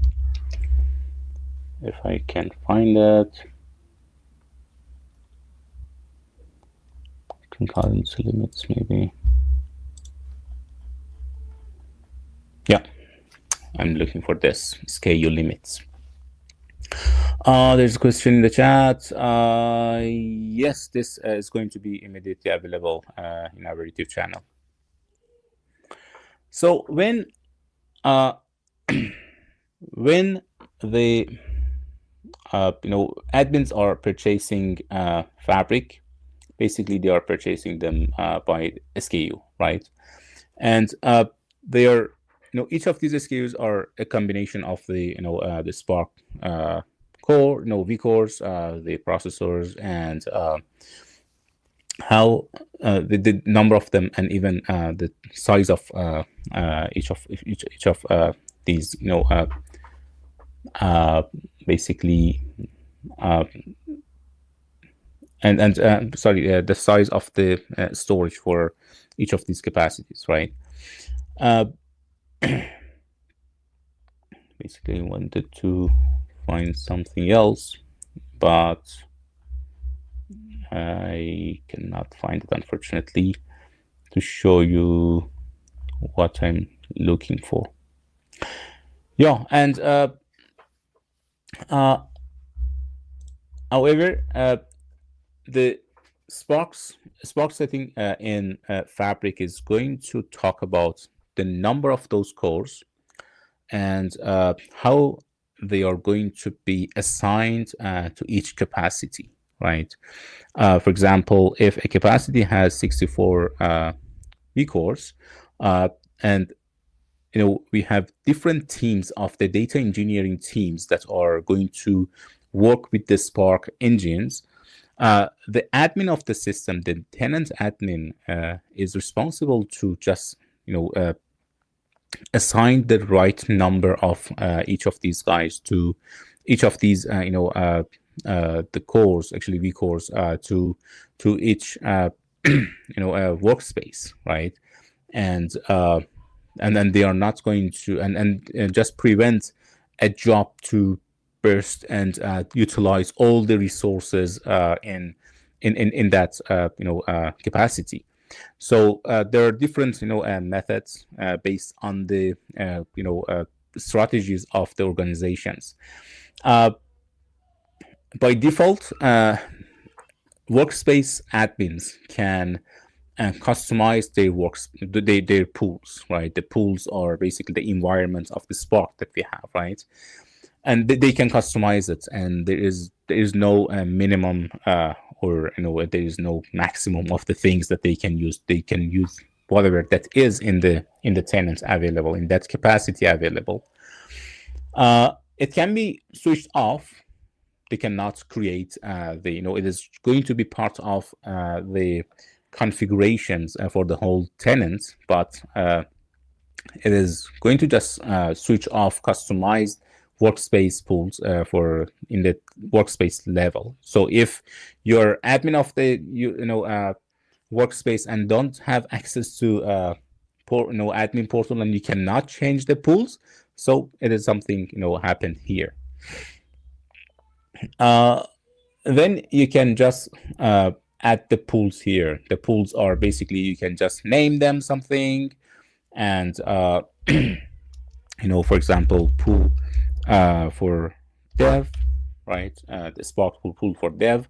There are different basically sizes, node sizes, small, medium, large, and there is a guidance here that is talking about the items that, for example, a Spark pool can be defined with node sizes that ranges from a small compute node with 4 vCore and 32 gigabytes of memory, right? Like this is a small one, and to a double, extra large compute node. So like this, basically XX large, 64 vCores and with 512 gigabytes of the memory. So the pool that we are basically creating here is going to adhere to them. And there is a default, Spark pool, which is called starter pool, is available in Fabric. That you need to know this starter pool is a pre-hydrated and pre-warmed up, basically, pool that is going to be executed, in seconds, right? However, if you go with a custom pool and you just specify your needs for the the compute engines that and Spark engine that you need for your data engineering things. It takes 2-3 minutes, 4 minutes to only start that pool for you. So keep in mind, if you're going to use, if you're going to basically have a quick, calculation and data engineering task, so maybe it is better to use your starter pool. However, there is an option for the admin that they can disable starter pool for workspaces. You can just switch it on and off. However, let's just give the opportunity to workspace admins to create the pool. For creating the pool, let's back to here. You can just name it something. Let's say Spark pool for dev. We are only doing the development. I don't want a big size of that. I only want a small one. The cores that I'm going to use, the available cores basically are 32 here for me for the small one. But if I go for the larger one, basically the number of nodes actually are going to be calculated here. Let's go with a small one, and the number of nodes that I'm going to start with are from 1 to 5 nodes, and the enabling auto scale is available. It can be only it can be disabled or enabled. If you are disabling that, it's going to start with that 5 nodes, and it is not going to of course it is not going to be auto scaled. And but the good thing about that is it is going to give the opportunity for other tools, other notebooks that are waiting for this engine to be executed, and yeah, it is going to be a good opportunity for them. However, it can be auto scale. It is starting from 1 to 5, and you need to again keep in mind for the billing point of view, it is going to be built in the auto scale is going to be built for the usage, pay as you go. And you can also enable dynamic allocation for the executors, where the executors that are going to be available there. Then yeah, you can create it. I just created to be just see that in the in our workspace setting. And about the job bursting, as I mentioned, it is for the whole capacity, the workspaces in that capacity, that you can allow the job, the notebook that you have, to utilize the maximum of your the maximum of your actually 3 times of the maximum of your nodes, basically, that is going to utilize all the nodes available in your capacity. Sometimes it is good, sometimes it is not. It depends on your organization how to want to manage the basically the resources. So let's save this Spark setting. We have added this guy, and we let the workspace admin to configure the Spark settings.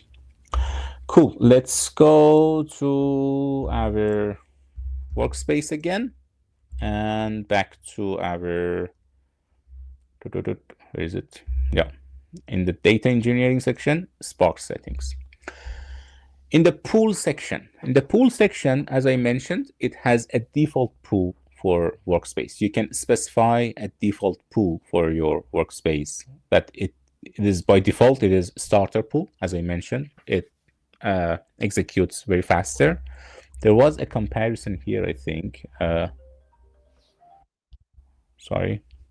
There was a comparison here for how long it takes time to be executed. Yeah, it is 5 to 10 seconds, the default settings, 5 to 10 seconds. If we go for a custom one, it takes 2 to 3 minutes for starting the session for the pool that you are selecting. However, that starter pool can be even customized in terms of its the number of nodes. That's the maximum number of nodes that are going to be utilized in the execution.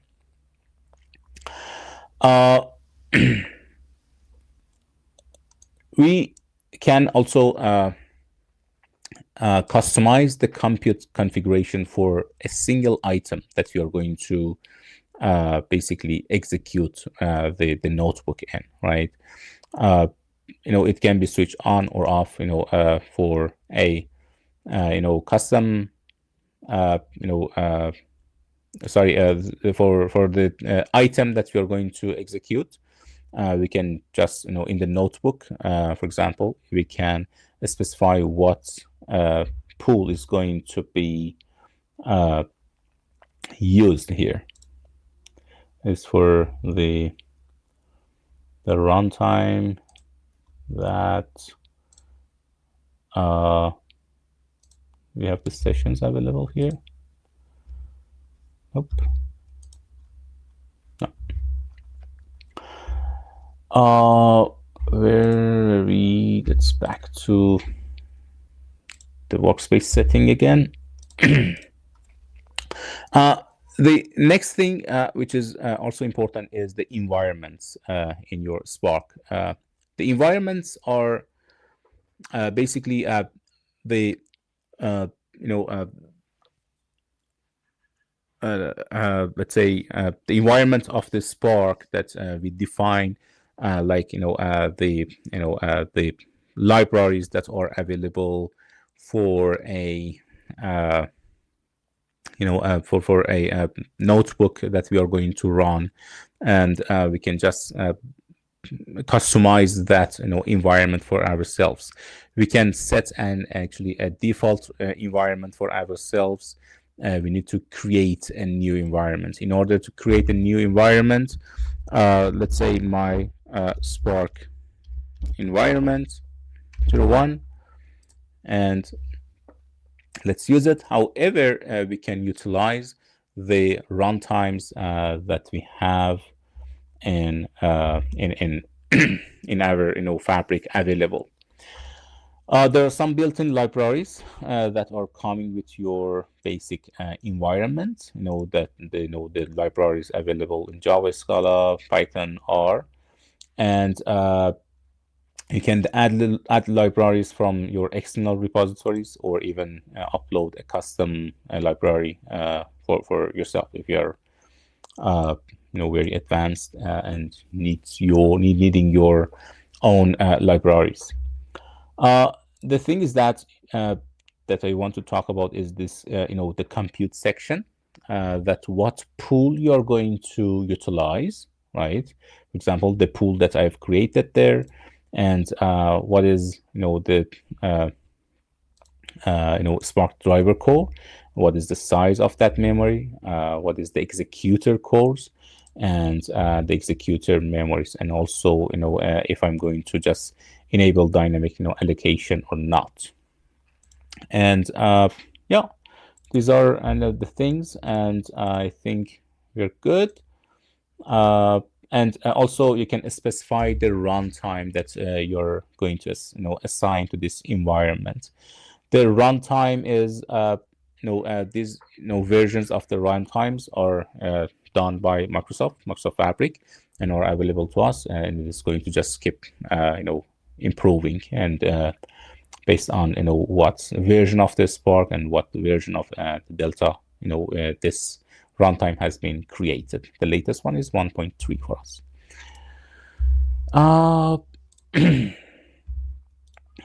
Here, let's back to the workspace setting again. In the Spark, we could set it, default or choosing the runtime version. For the jobs in Spark setting, you can, the jobs actually are not going to be happen all the time, right? You can maximize, the course for active Spark jobs, by default, or not. It depends, how you're again going to manage it on your end. And there's a session timeout, for those runtimes that when you start a session, there of course there's a timeout if anything has been finished up until that a specified timeout is going to be good, but if it is not finished, it's going to be over. So the default timeout is 20 minutes. You can even extend it to the hours, right? About the high concurrency, it is basically some sort of sharing the sessions between the notebooks that you have. That is the same story is going to be happen for a pipeline that is running multiple notebooks. They are going to share, their sessions. They are not, each of them is not going to start a new session. So that session can be shared, but and it is basically, to just reduce the start time for each session. Yeah. And there's an automatic log for, basically for machine learning, experiments and the models that are going to be available in our log metrics. I think we are good with this, but let me check the other sections in the workspace setting that we are not missing anything related to that. Maybe in the data factory also is a good thing to know, is the pool that we can basically customize for our Airflow runtime. There's a starter pool. It is like what we explained in Apache for the Spark, and here you can just create a pool for your Airflow. There's two options for the large and small, and you can just auto scale it or not for your Airflow executions. That is good. And if we go back to our notebook, then we can change the environment, or if there is any environment that I have created here. For example, my Spark environment one is going to utilize this one instead of the previous one, right? And that's it. Yeah. We will talk about the notebooks later more. It was just maybe some sort of introduction to the items that we covered here, to just understand better what we have in our workspace setting. I hope this workspace setting was delivered good. So it is 2 hours and 10 minutes that we are live now. I'm going to just talk about these slides quickly. When it comes to the data ingestion into Microsoft Fabric, there are various options, depending on the data set that you have, depending on the skill sets that you have in your organization, and the preferences, and maybe the security considerations that is going to force you which type of data ingestion method you're going to use. For example, if you want to go with a low code, you can use Dataflow Gen 2. It is, you're going to use the Power Query, power to just do your data ingestion. The data factory pipeline is going to provide us with an orchestration, and also using the data copy data activities, or even executing the scripts, or executing the start procedures, to, for example, load a data from a ADLS Gen to your data warehouse.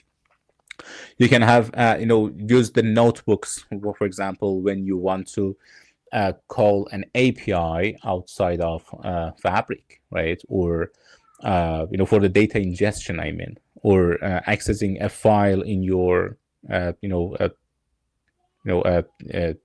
S3, for example. You can use the shortcut to files, or, and where you don't want to, actually load the data itself into Fabric, and you want to only have the shortcuts.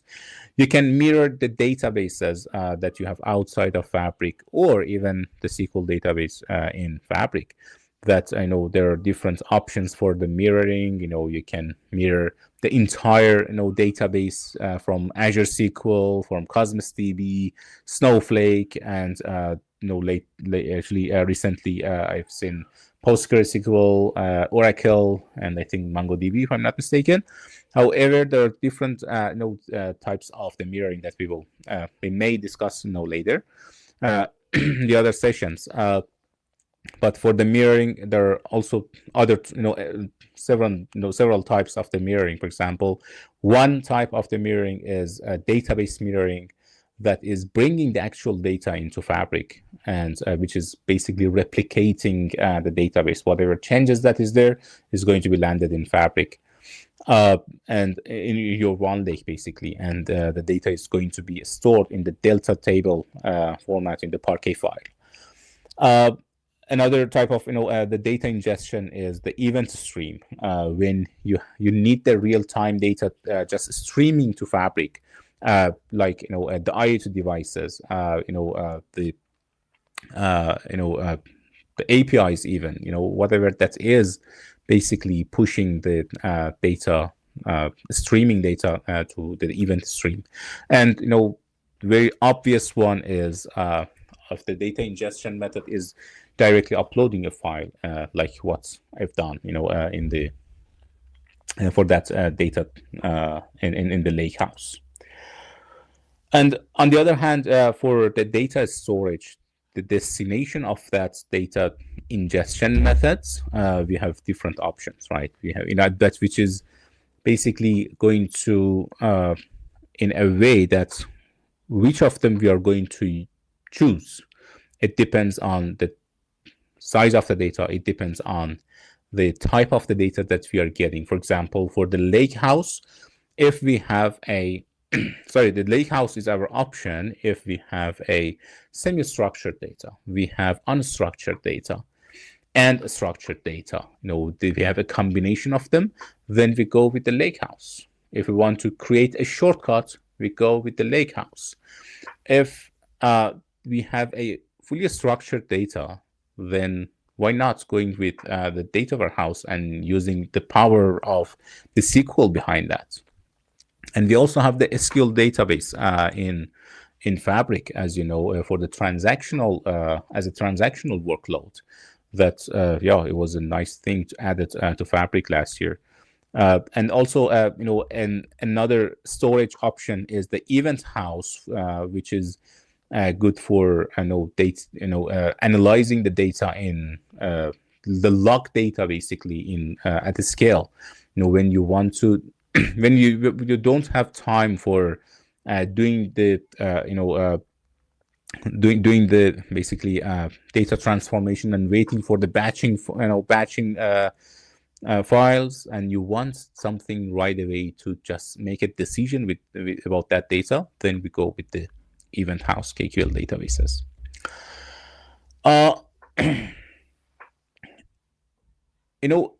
For the ingestion method, we have basically two main ingestion methods, right? It is batching or streaming. batching is, from its name, we are, just loading the data for a period of time, for example, for the past month or the past week or the past day, whatever, that we have. We load them in a just in a staging tables, let's say, a staging environment. Then we do the transformation on them. The jobs are running. We do the comparison with our data warehouse, for example. If we are going to utilize a medallion, data architecture, then we load the data in the semantic models, and the reports are going to be created from that in Power BI, and they can be utilized. And on the other hand, we have the streaming data. That's we only, as I mentioned, we don't have time for all of these processes. We want something, to be transferred quickly, and then and actually adding some action on top of that, right? So in order to choose an ingestion method, either going with batch or streaming, we need to consider some items. One of them is data volume. Maybe for that batch processing, I need to just specify that if I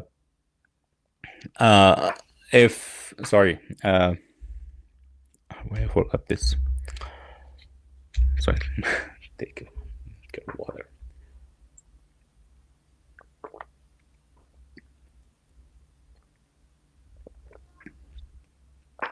So let's answer some questions.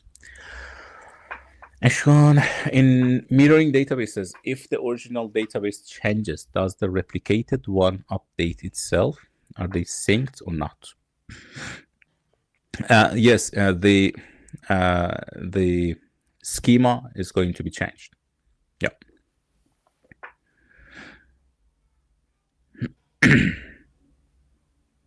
Basically, it is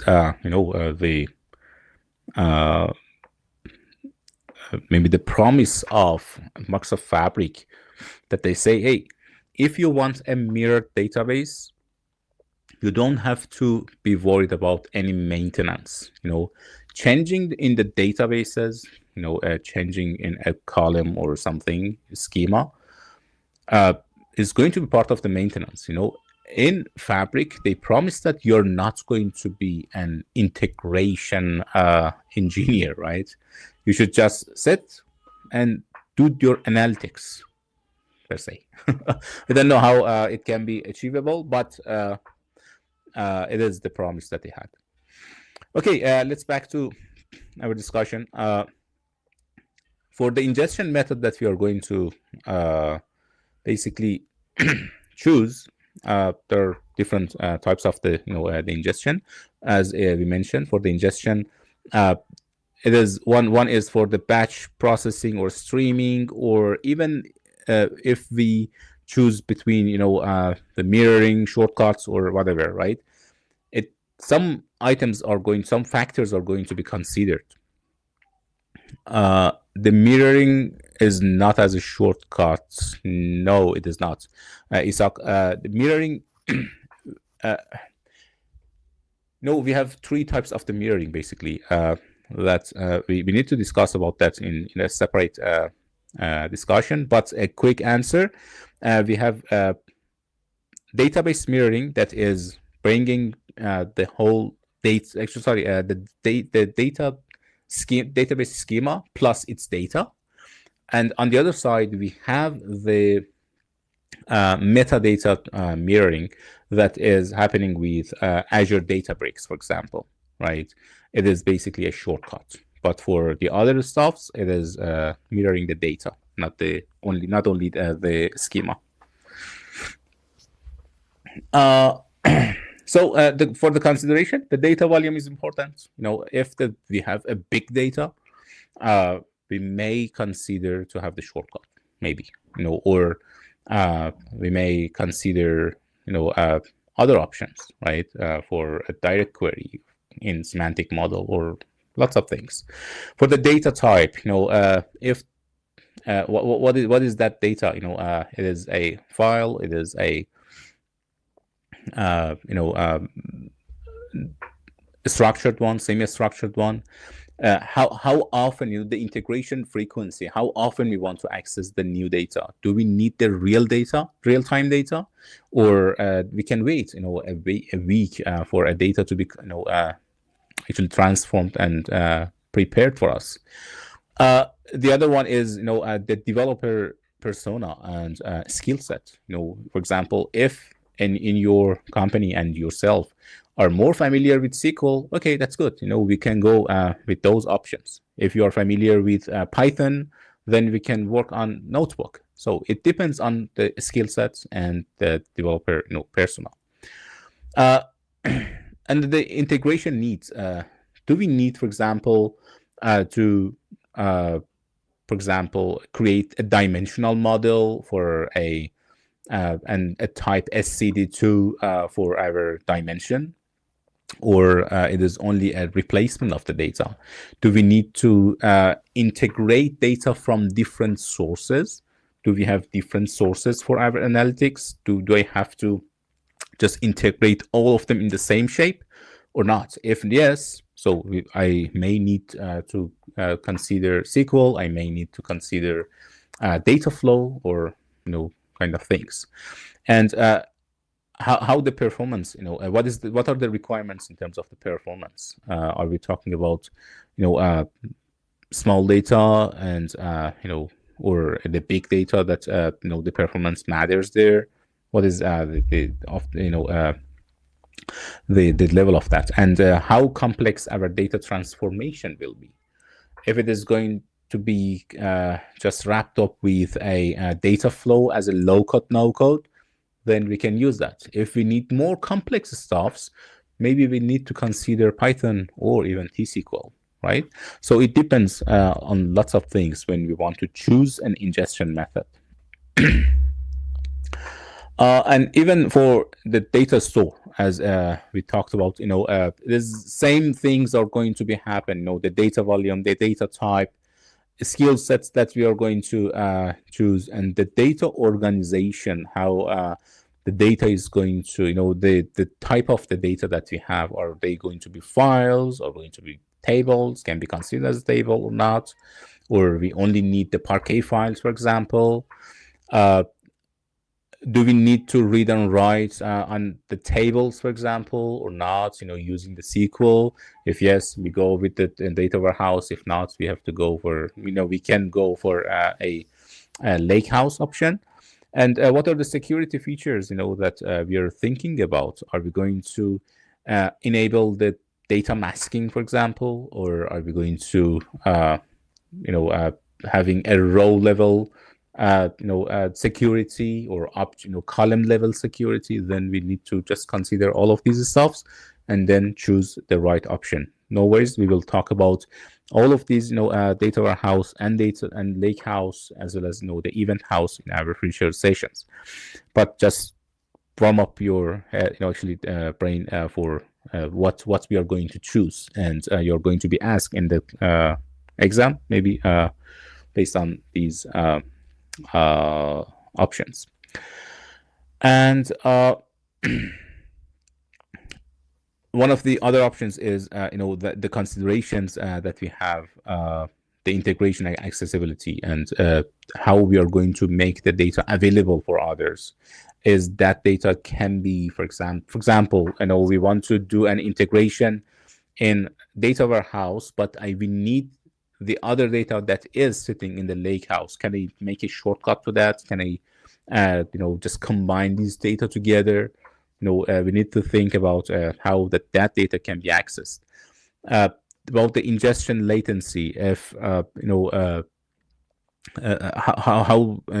often we need the data for. Do we need that real time again, or we can wait for that one to be processed? For the for the real time, we go with the KQL database as an example. And if we need to have any maintenance and performance optimization, then we choose from there. Integrate data sources in Fabric. There are different ways of doing the data integration. The data integration is not, it is not related only for the different sources that we have. Maybe in one source of the data, we need to integrate the data and do the transformation and just push the data in the right format that we need. There are different options there. The data factory workload is providing us with the data flow gen 2, which is a low-code, no-code environment that is basically using the Power Query. You need to know the functions in the Power Query. If you have, actually short knowledge of that, like me, just go and learn more about it, because you're gonna be asked for basically the functions even in the M language.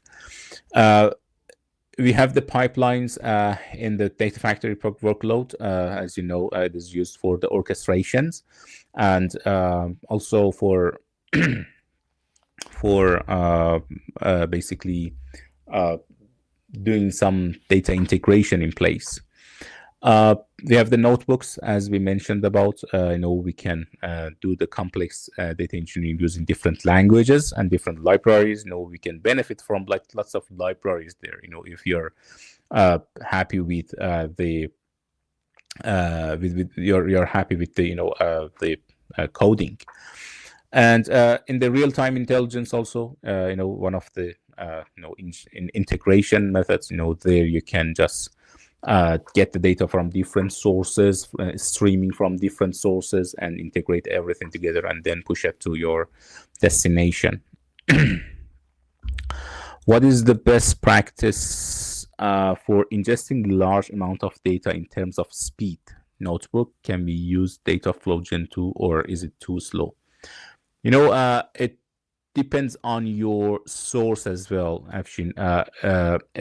It is not only related to the reading data. For example, if you're going to use the data flow gen 2, you need to know how for example, if your data source has the ability that we can fold some some data transformation in that side, then we go with the data flow gen 2. Otherwise, maybe we can go with the other stuffs like notebook, for example. And in some cases, we may have to have a direct query for the shortcuts. If the data really is not required to be in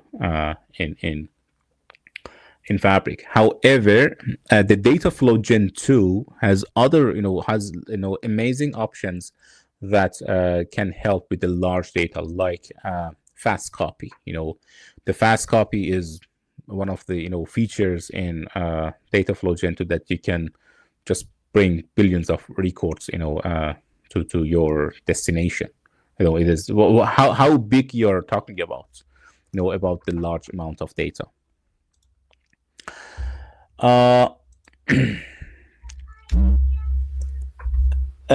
Yeah, we talked about the pipelines. The pipelines are basically the orchestrations of the activities that we have, that we can do the data transformations, data copying, moving the basically the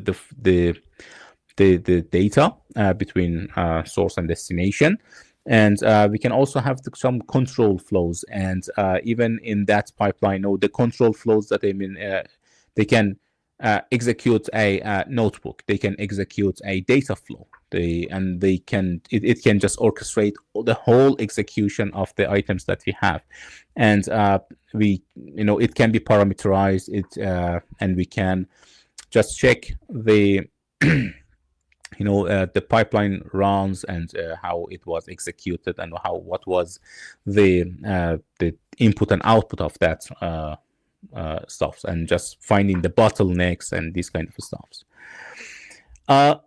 About the notebooks, there are some supported languages that I would prefer to go to the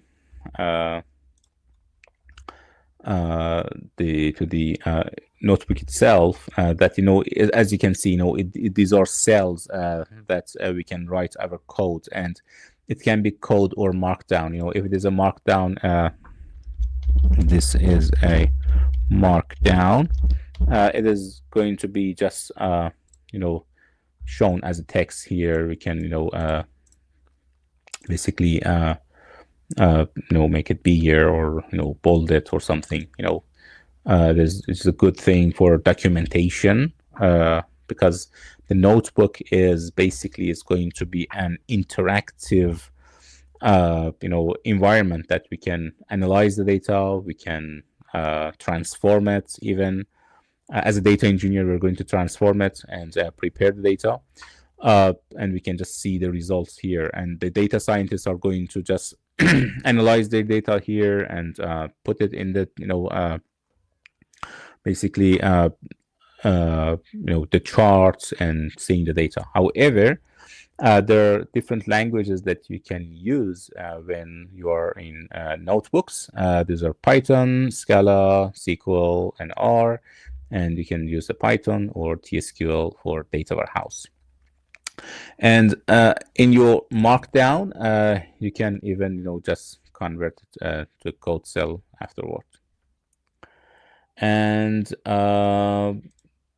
just maybe we can make it like a code. Oh, sorry, markdown. Yeah, cool. Yeah, as I mentioned, it can be scheduled and automated by the Spark jobs, and even for the notebooks, we can parameterize them. For example, for this one, let's say param1 equals to 1 to 3 as an example, and then we can just mark this one as parameter, toggle parameter cell. When we want to call this, let me just it is saved. When we want to call this guy in a pipeline, then we are going to be asked for just entering this parameter, because we have the parameter here. Let's go. We will touch in detail for Spark. And maybe the last thing for tonight is Fabric real-time intelligence. Let's just take one step back. These are basically where we can integrate the data in Fabric, right? So one of them, that was pipeline, the data factory, basically data flow pipeline, then notebook, and also we can do that in the real-time intelligence.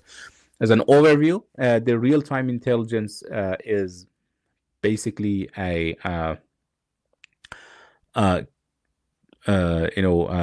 let's say a category of the things in a hub called a real-time hub that has different items. The first item, which is getting the data from sources, basically the source of the data from source is streaming to that, is called event stream, and we can ingest, process, and transform our data, right? And then that data can be pushed either to a event house, a KQL database, where we can just where we can basically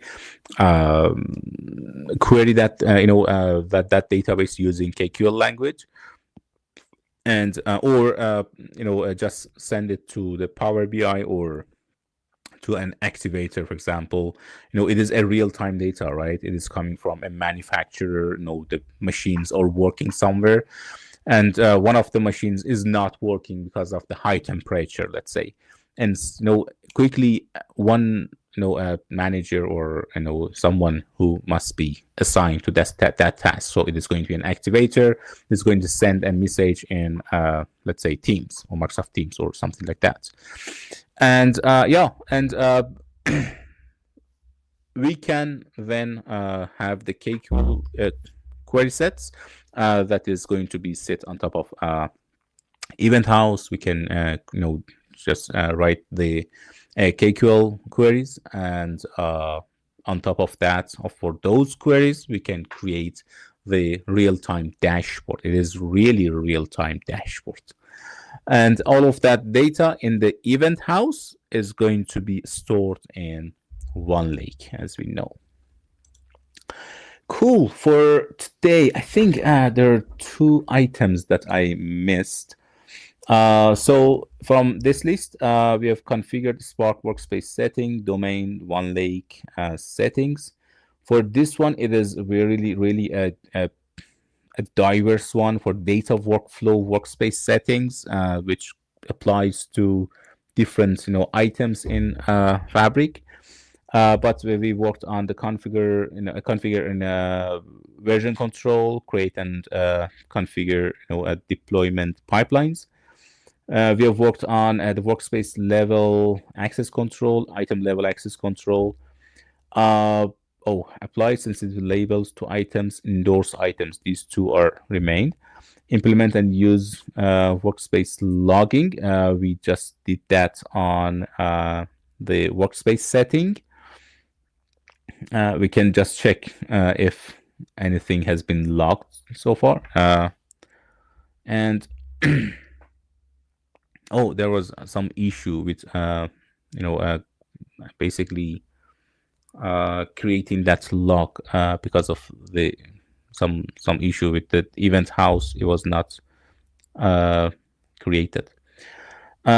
Design and implement schedules and event-based triggers. We can do that in the next sessions when we are going to basically work on the data ingestion methods. Awesome. Just one thing for the endorse items, I would like to go back to this section. The endorsement is basically just how we are, as the owner of that item, how we are promoting that item to be trusted by our colleagues in that workspace. For example, I should say, I have a Lakehouse which has a data of the gold layer, for example, or I have worked on a Spark environment. I have created a Spark environment, and I would like to just endorse it, right, as a promoted one. I'm promoting that. Or it is, there are some, actually different options that you can choose for the endorsement of your item. It can be none, that's fine. For the promoted one, this environment is recommended for others to use. It is, I tested that, I recommend to use. The certified one is basically is going to be aligned with your organization's standard, ISO standards that you're following, for example, and then you can just certify it by a documentation that you have followed.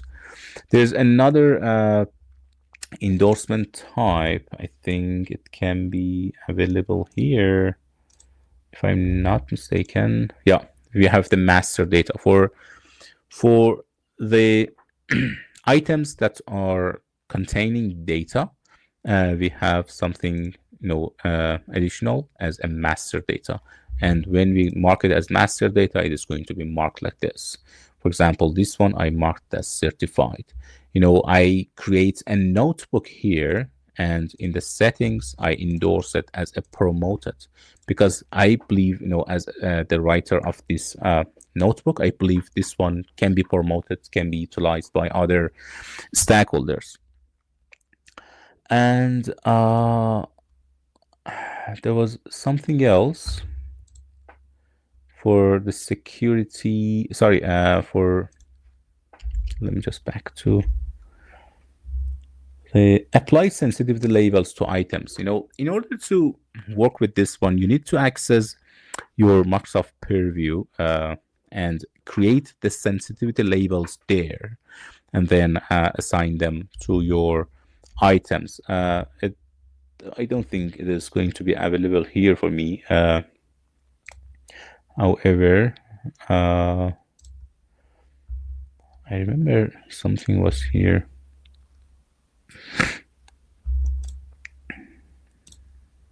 That we could.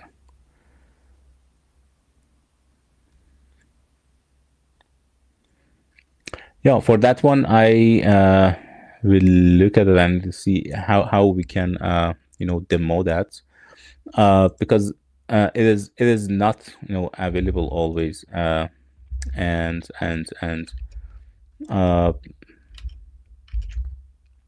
yeah, it is going to be a bit tricky for demoing for the sensitive labels. I think for the free trial is not available, but yeah, I will look at it, and maybe in the next session we can chat about that. We talked about how to choose between the different data ingestion or data integration methods even.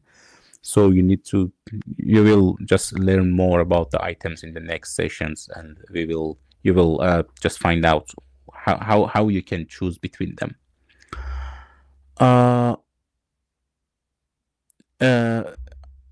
The question that I have, I think it can be applied on the item, right? If you're referring to the sensitivity, yes, it is for the item. In the item level, the sensitivity label, it is going to be confidential, for example, or not. For example, you have a data warehouse, or you have a notebook that has the very confidential things, right? That you don't want to be available for unauthorized users, right? Or at least maybe you can just specify it in the policy of your company or your team that, hey, you as this user, you are not allowed to look at the confidential data, or you cannot share, you're not allowed to share the confidential data. So these sensitivity labels are basically in the item level. Awesome. Yeah, I think we can wrap it up. And cool. Yeah, our next session will be next week, probably on next week Wednesday on 17. However, in Meetup, it is scheduled for 16 on Tuesday, but it may move to Wednesday, the same time as today. And yeah, now we had almost 3 hours. If there is any question, feel free to ask. If not, we can wrap up this session.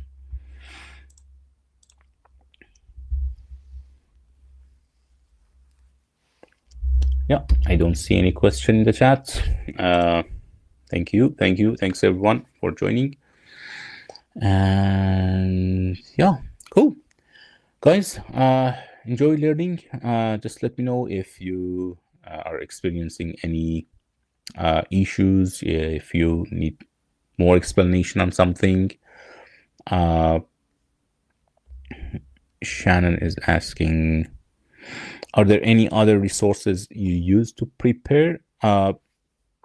I basically use the Microsoft Learn other than Learn. Yeah, I personally prefer the Microsoft Learn, but of course there are other resources from the community experts that you can watch the videos, and or even the blogs, for example, from Kevin, from William, or from Nicola.